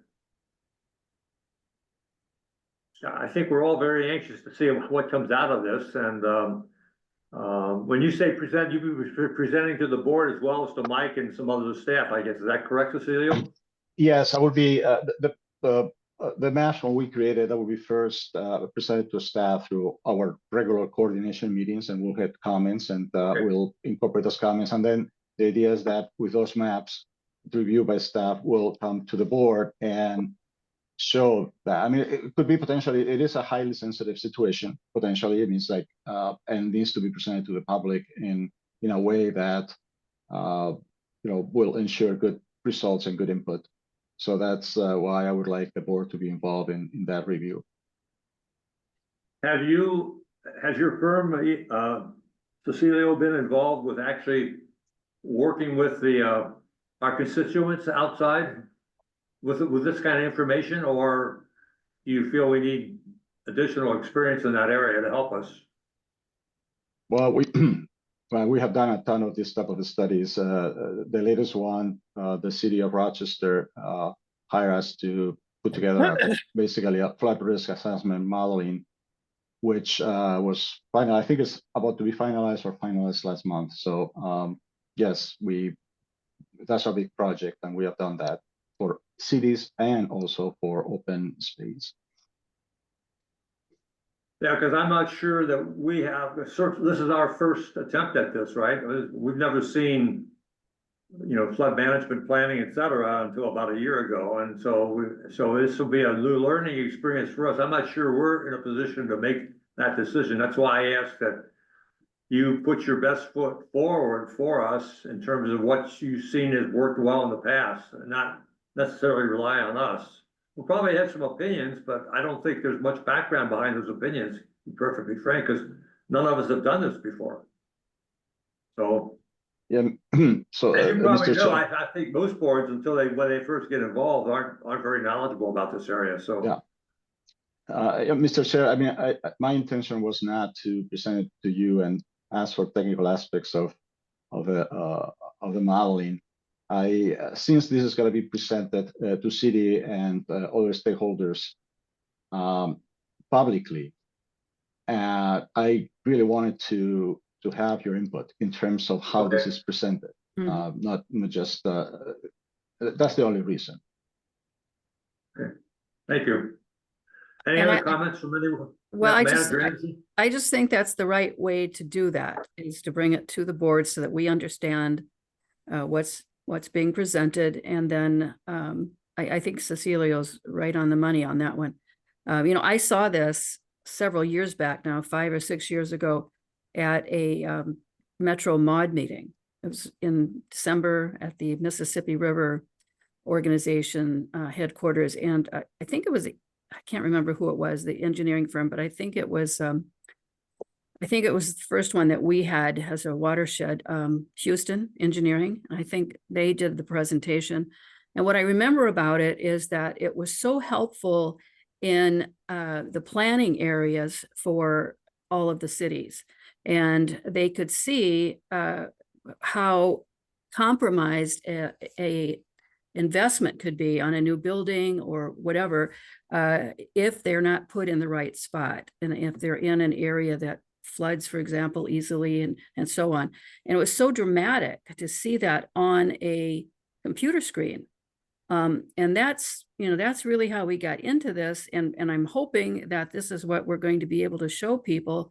A lot of the maps that we've seen with all those different colors, it's showing those sensitive areas and the areas that need to be protected because of groundwater or important wetlands or whatever it is, so that we can continue with growth, but do it in a smart way. So I'm hoping that's what we end up with, because it's enlightening. Of course, I've served on planning commissions and on a town board, and so dealt with this type of evaluation all the time. And it's just going to make a huge difference in conversations that our staff has with our communities. Manager Anderson, and just the fact that we are adding significant amount of data to the data points, and just be able to share that with the city is going to be in itself very beneficial for the city. Yeah. So. Thanks, Manager Anderson, for that comment. Any other thoughts? We look forward to that, that's for sure. I'm excited to see it, so thank you. Let's see, moving on to report of staff, Mike. Mr. President, managers, I don't think I really have anything else. Well, we have a meeting set up with the landowner for the Bourne Lake South next Tuesday, so we'll see if anything is changing. Okay, thank you. Any questions for Administrator Kenny? Okay, EOR, Ann or Cecilio, anything? Go ahead. Yeah, Mr. President and managers, in addition to what Cecilia just talked about, I just wanted to let you know that we've submitted with partnership with Emily, a pre-proposal to the Minnesota Stormwater Research Council and SAFL evaluating iron enhanced sand filter performance in within the district, and looking at that under the guise of vegetation cover and aging and effectiveness. How this grant program works is we submit pre-proposals. We should hear back if that pre-proposal has then been elevated to a full proposal the week after Thanksgiving, and then we'll submit a full proposal by the beginning of January. Great. Nice.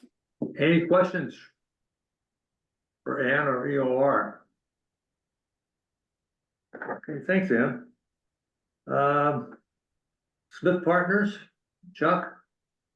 Mr. Chair, nothing on the legal front, only to thank you and all the board for continuing to put your trust in me and Smith Partners, and we'll keep working to help you achieve your goals and to stay out of jail.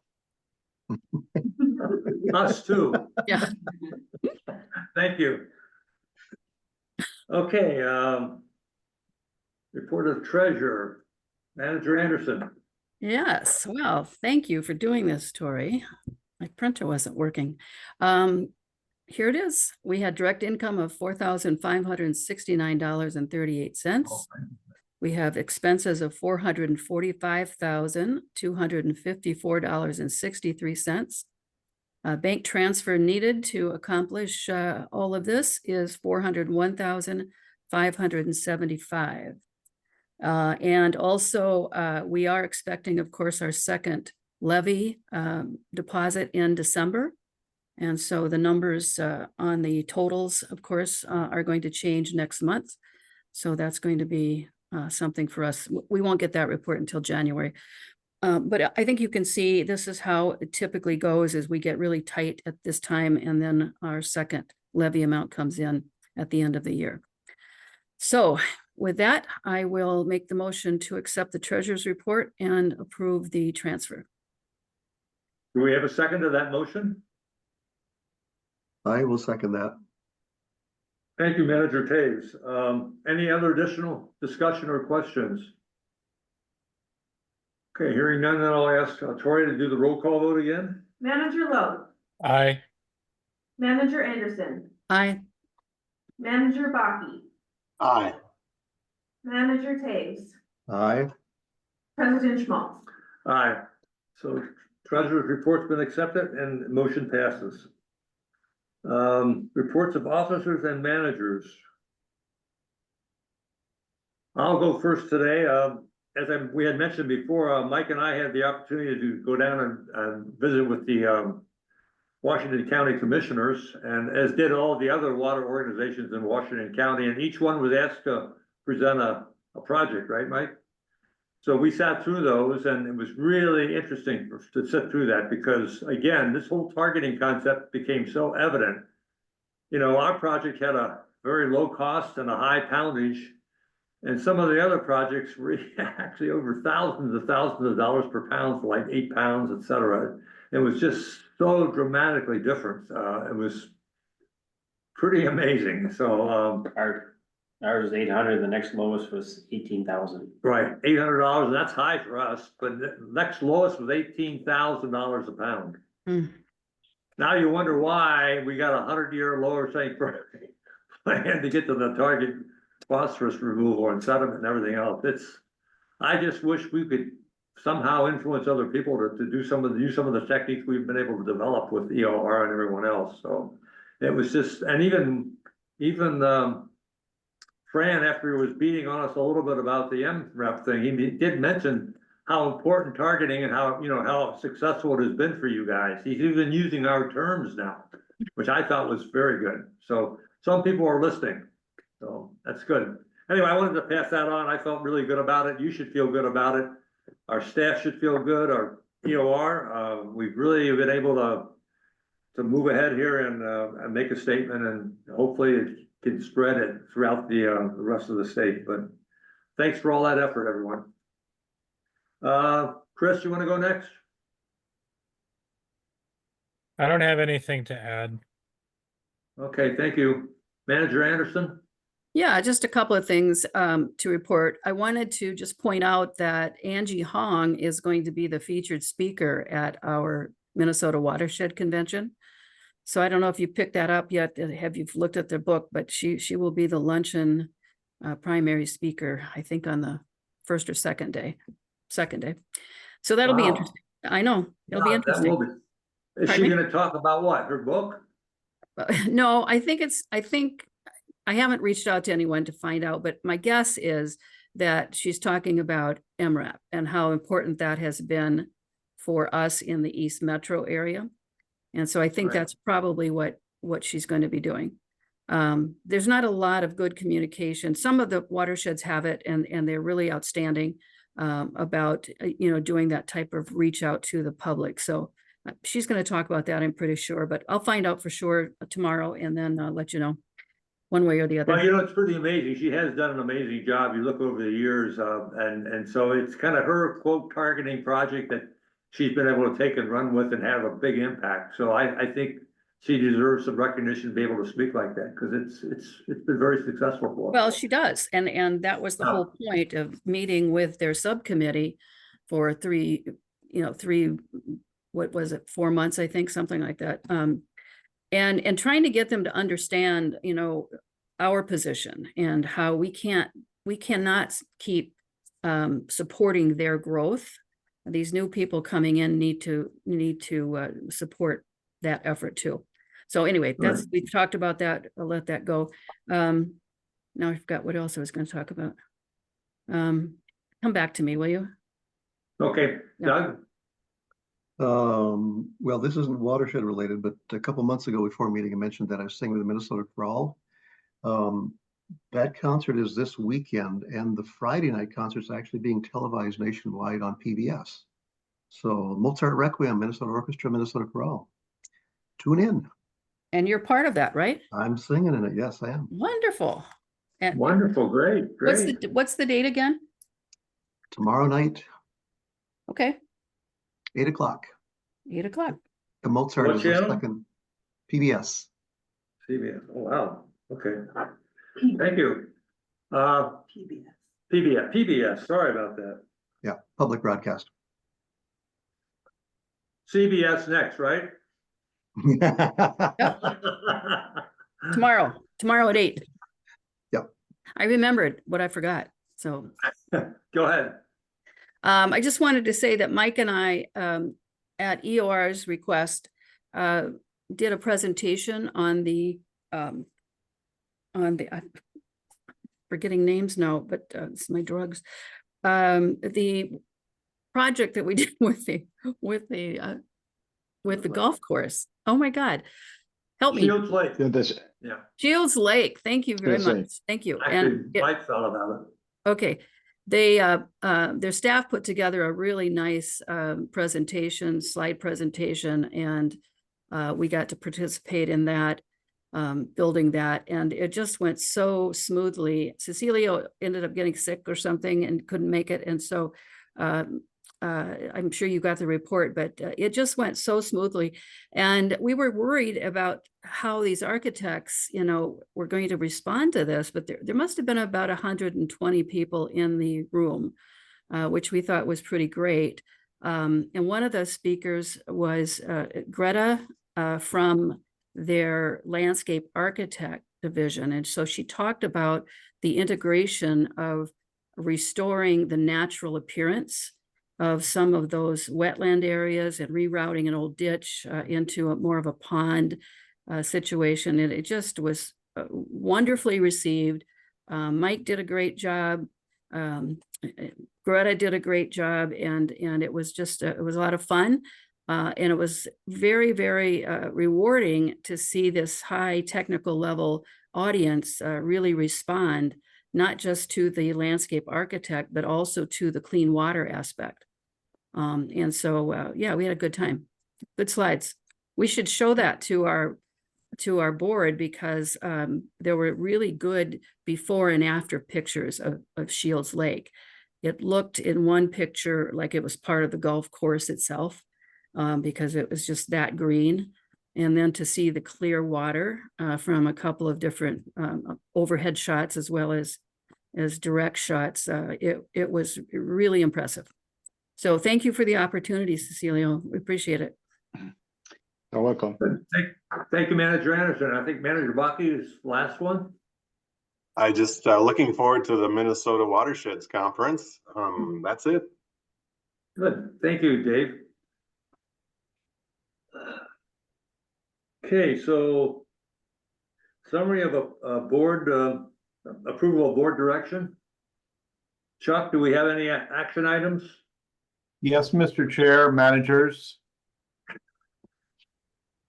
Staff will talk with Steve McComas and otherwise consider what use can be made of the zebra mussel data and what correlations it might help draw.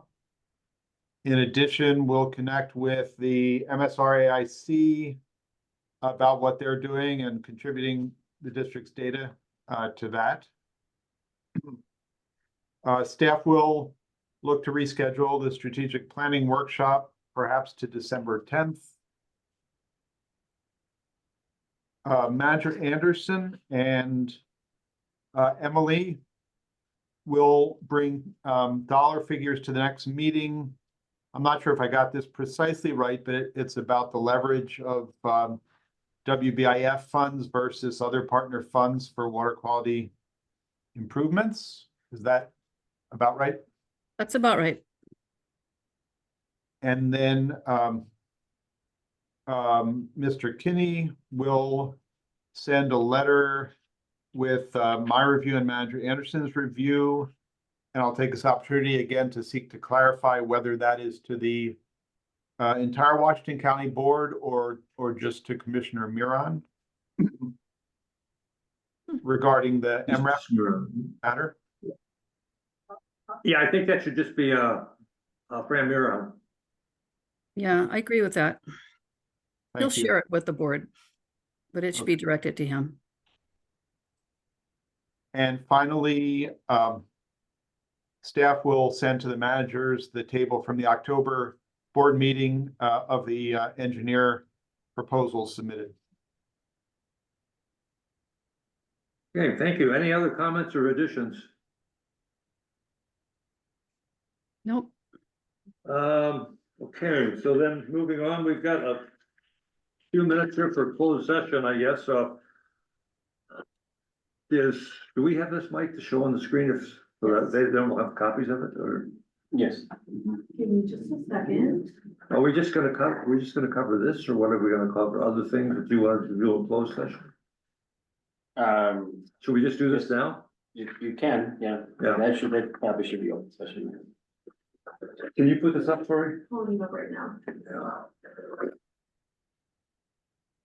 Okay, so one of the things we want to do here in the last few minutes is to kind of lay out the time schedule for Mike's review, performance review, and along with the SMART goals for next year. So what I did is kind of look at what we did last year, and I put together just a one-page summary here of the timing. I'd like to share it with the board and get any feedback from our board managers on this. So let me just take you through it very quickly. If you've got, can you see the screen here in front of you, everybody? Yep. Okay, so why don't we scroll up to the top where it says quarterly reviews? You remember last year, we had decided to have quarterly reviews with 2 managers or more managers each quarter. So this is what actually occurred in April 1st. Manager Bakke and Anderson met with Mike to review his goals. July 1st, it was Bakke and Taves.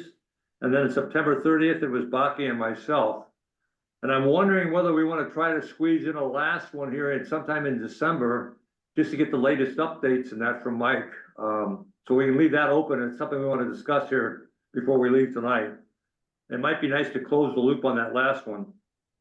So then from there, now what we want to do is what I'm suggesting is that by Friday, January 10th, Administrator Kinney complete the following. One is to a written performance self-assessment against his 2024 SMART goals.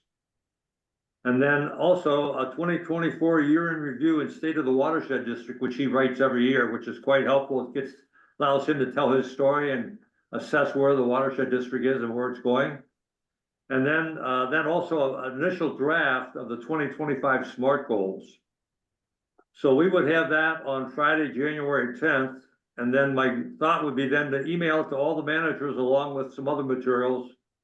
And then we would meet on January 16th, which is just about less than a week away from that first meeting, on January 16th. And if you recall, we did this out of the office in a room rented at the Forest Lake Library. That worked out pretty well for us. So I'm suggesting we do the same thing. And then with Mike, we sit down at a round table and just talk through his assessment of his performance, what we think, et cetera, share ideas, look at issues that have to be addressed for next year, et cetera. And then that would be done both on the SMART goals as well as some initial input on the SMART goals for, 2025. From there, then, we would go to another meeting on January 20th, between the 20th and the 22nd. That's a Monday through a Wednesday, either from 5 to 7 or 6 to 8, to discuss and decide on the following: a final performance rating, suggestions for improvement, and then a salary compensation change. And then also any other additional changes or comments we want to make on the 2025 SMART goals. And then in January 30th or around February 6th, then we would have the final written performance review given to Mike for signature, and then his compensation change would be discussed at the same time. So that's kind of what we did last year with similar timing. I'm open to suggestions or thoughts on what we want to do here. I think it looks good. Manager Baki is going to be out of town, as I understand it, from January 11th to the 25th. So he's going to be in Europe. So he says he can participate with focus panel work, but I mean, with Zoom lensing, a Zoom meeting. But if he can, fine. But I think that's going to be a little bit of a challenge. Any other thoughts or comments? One of the things that Mike suggested already, and I've done it each year, is that we should try, if we can, to get someone maybe to work with us at those couple meetings. And we would like to have Ellen, but I don't know what her schedule is going to be against this schedule. So do you want to run that by her, Mike, maybe the next day and see what she says? And if not, do we have any other suggestions that she might recommend if you want to do that? Although she knows the organization pretty well.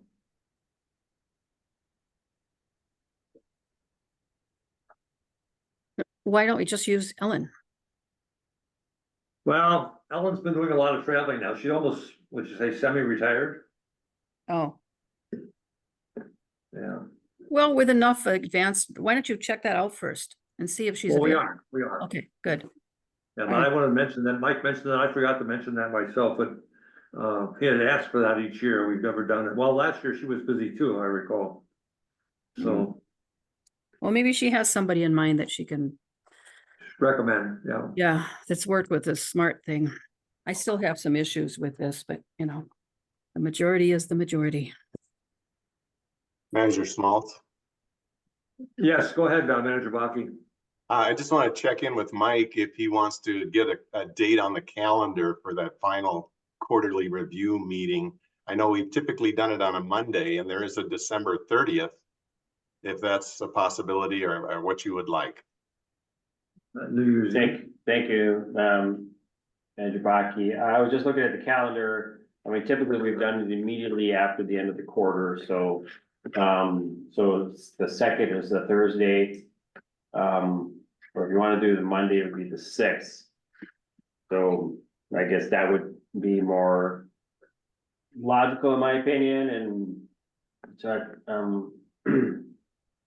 I don't know exactly what our plans are yet over the holidays, so I probably would not necessarily want to commit to the 30th on the Monday. No, let us know what works out for you too, Mike. Well, I'm just saying that the Friday or the Thursday, the 2nd, or Friday, the 3rd, or Monday, the 6th are all dates that I could be available and so. Okay. Good, that's good to get that out there. Is there another manager who would like to participate in this final review? Sure, I can. Great. That makes sense, Manager Anderson, as you kind of kicked it off the first time, so Mhm. we'll come back to you to finish it up. Okay.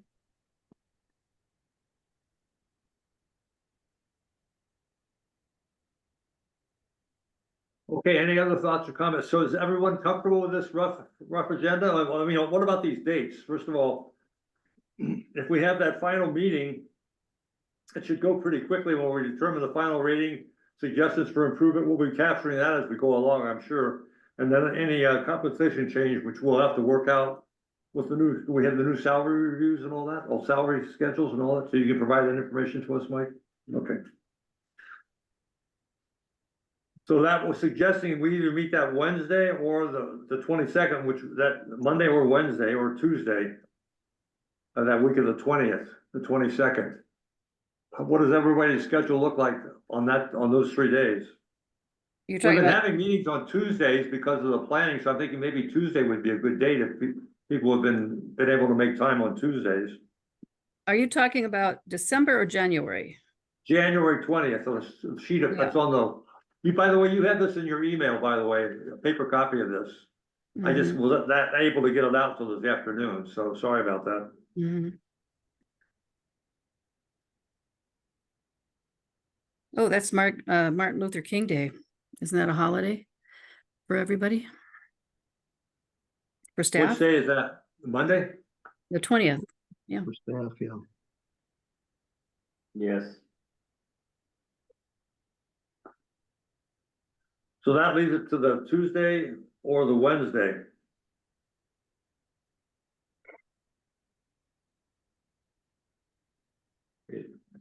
So,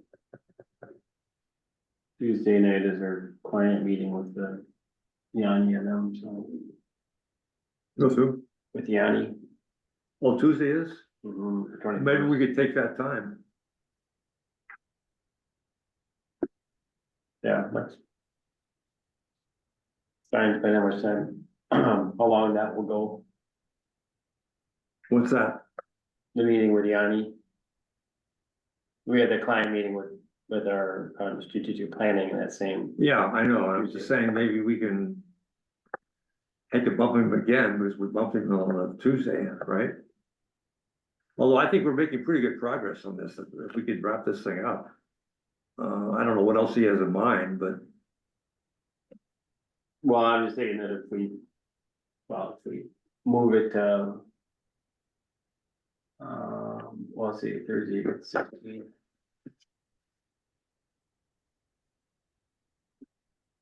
Oh, yeah, 22nd or 20. we actually have a board meeting that Thursday, I think, but I think we don't wanna do it at the board meeting, everybody's so tired by the time we get to the end of it, it's just. Right, not I don't know if worth you it. wanna do 3 in a row, cause. No, we right. have Right, Tuesday.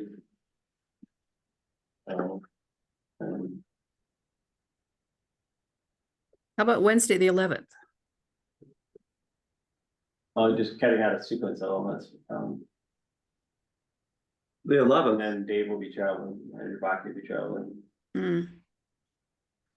Well.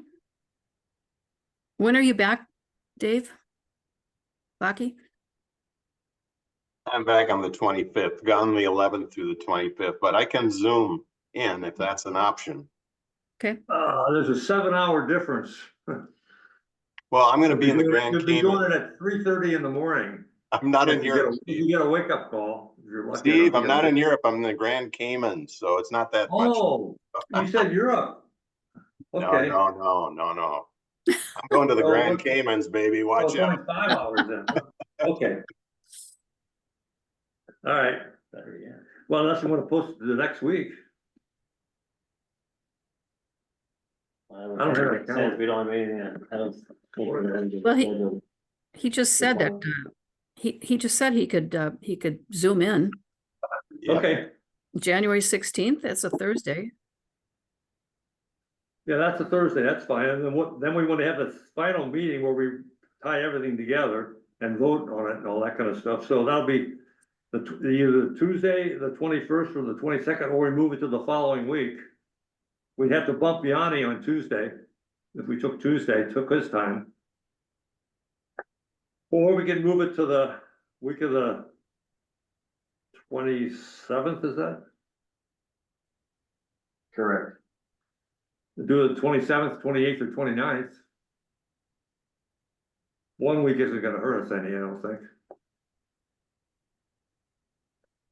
Yeah, those days are all good with me. I don't care. Pick a date. Why don't we do Tuesday, because that's when we've been meeting for the Yanni meetings, and everybody's been able to make that pretty much. So let's do the 27th, that'd be the 28th, Mike, you got the calendar in front of you? Mhm. Yes, Tuesday, 20. 28th then. And do you wanna do 5 to 7 or 6 to 8? I don't think it's gonna take us that long. Cause we should have things wrapped up by then, I would think, except for the final. 6 to 8? Yeah. I like that time. Chris, do you have any preference? Because your schedule is usually the tightest. I really can't make any commitments at this point, so Okay. Okay. don't schedule around me.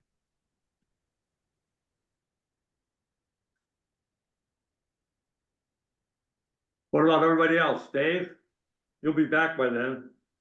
And Dave, Doug? It's looking good for me. Which one? 6 to 8 or 5 to 7? Probably 6 to 8. I don't get off work till 5. Okay, let's do 6 to 8 then, since you got a job thing. So January 28th, 6 to 8. Okay, thank you. I think we're all set.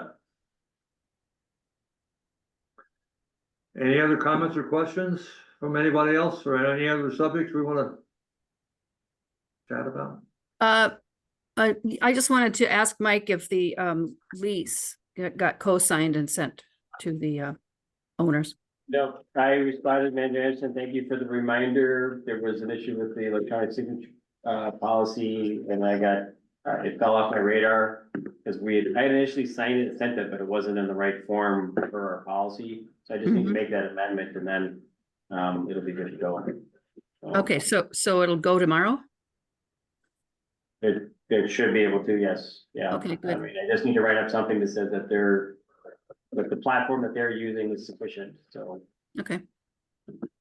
And yes, it's a common platform, within the real estate business, so it should be fine to. Yeah. Can you sign it Okay. and send it and then do your write-up? I just want to get it done. Yes, well, I had already signed it and sent it, but it's just a matter of sending or redrafting this, or having to basically announce an amendment to the electronic signature policy. Okay. So, I know who's somebody who could do that.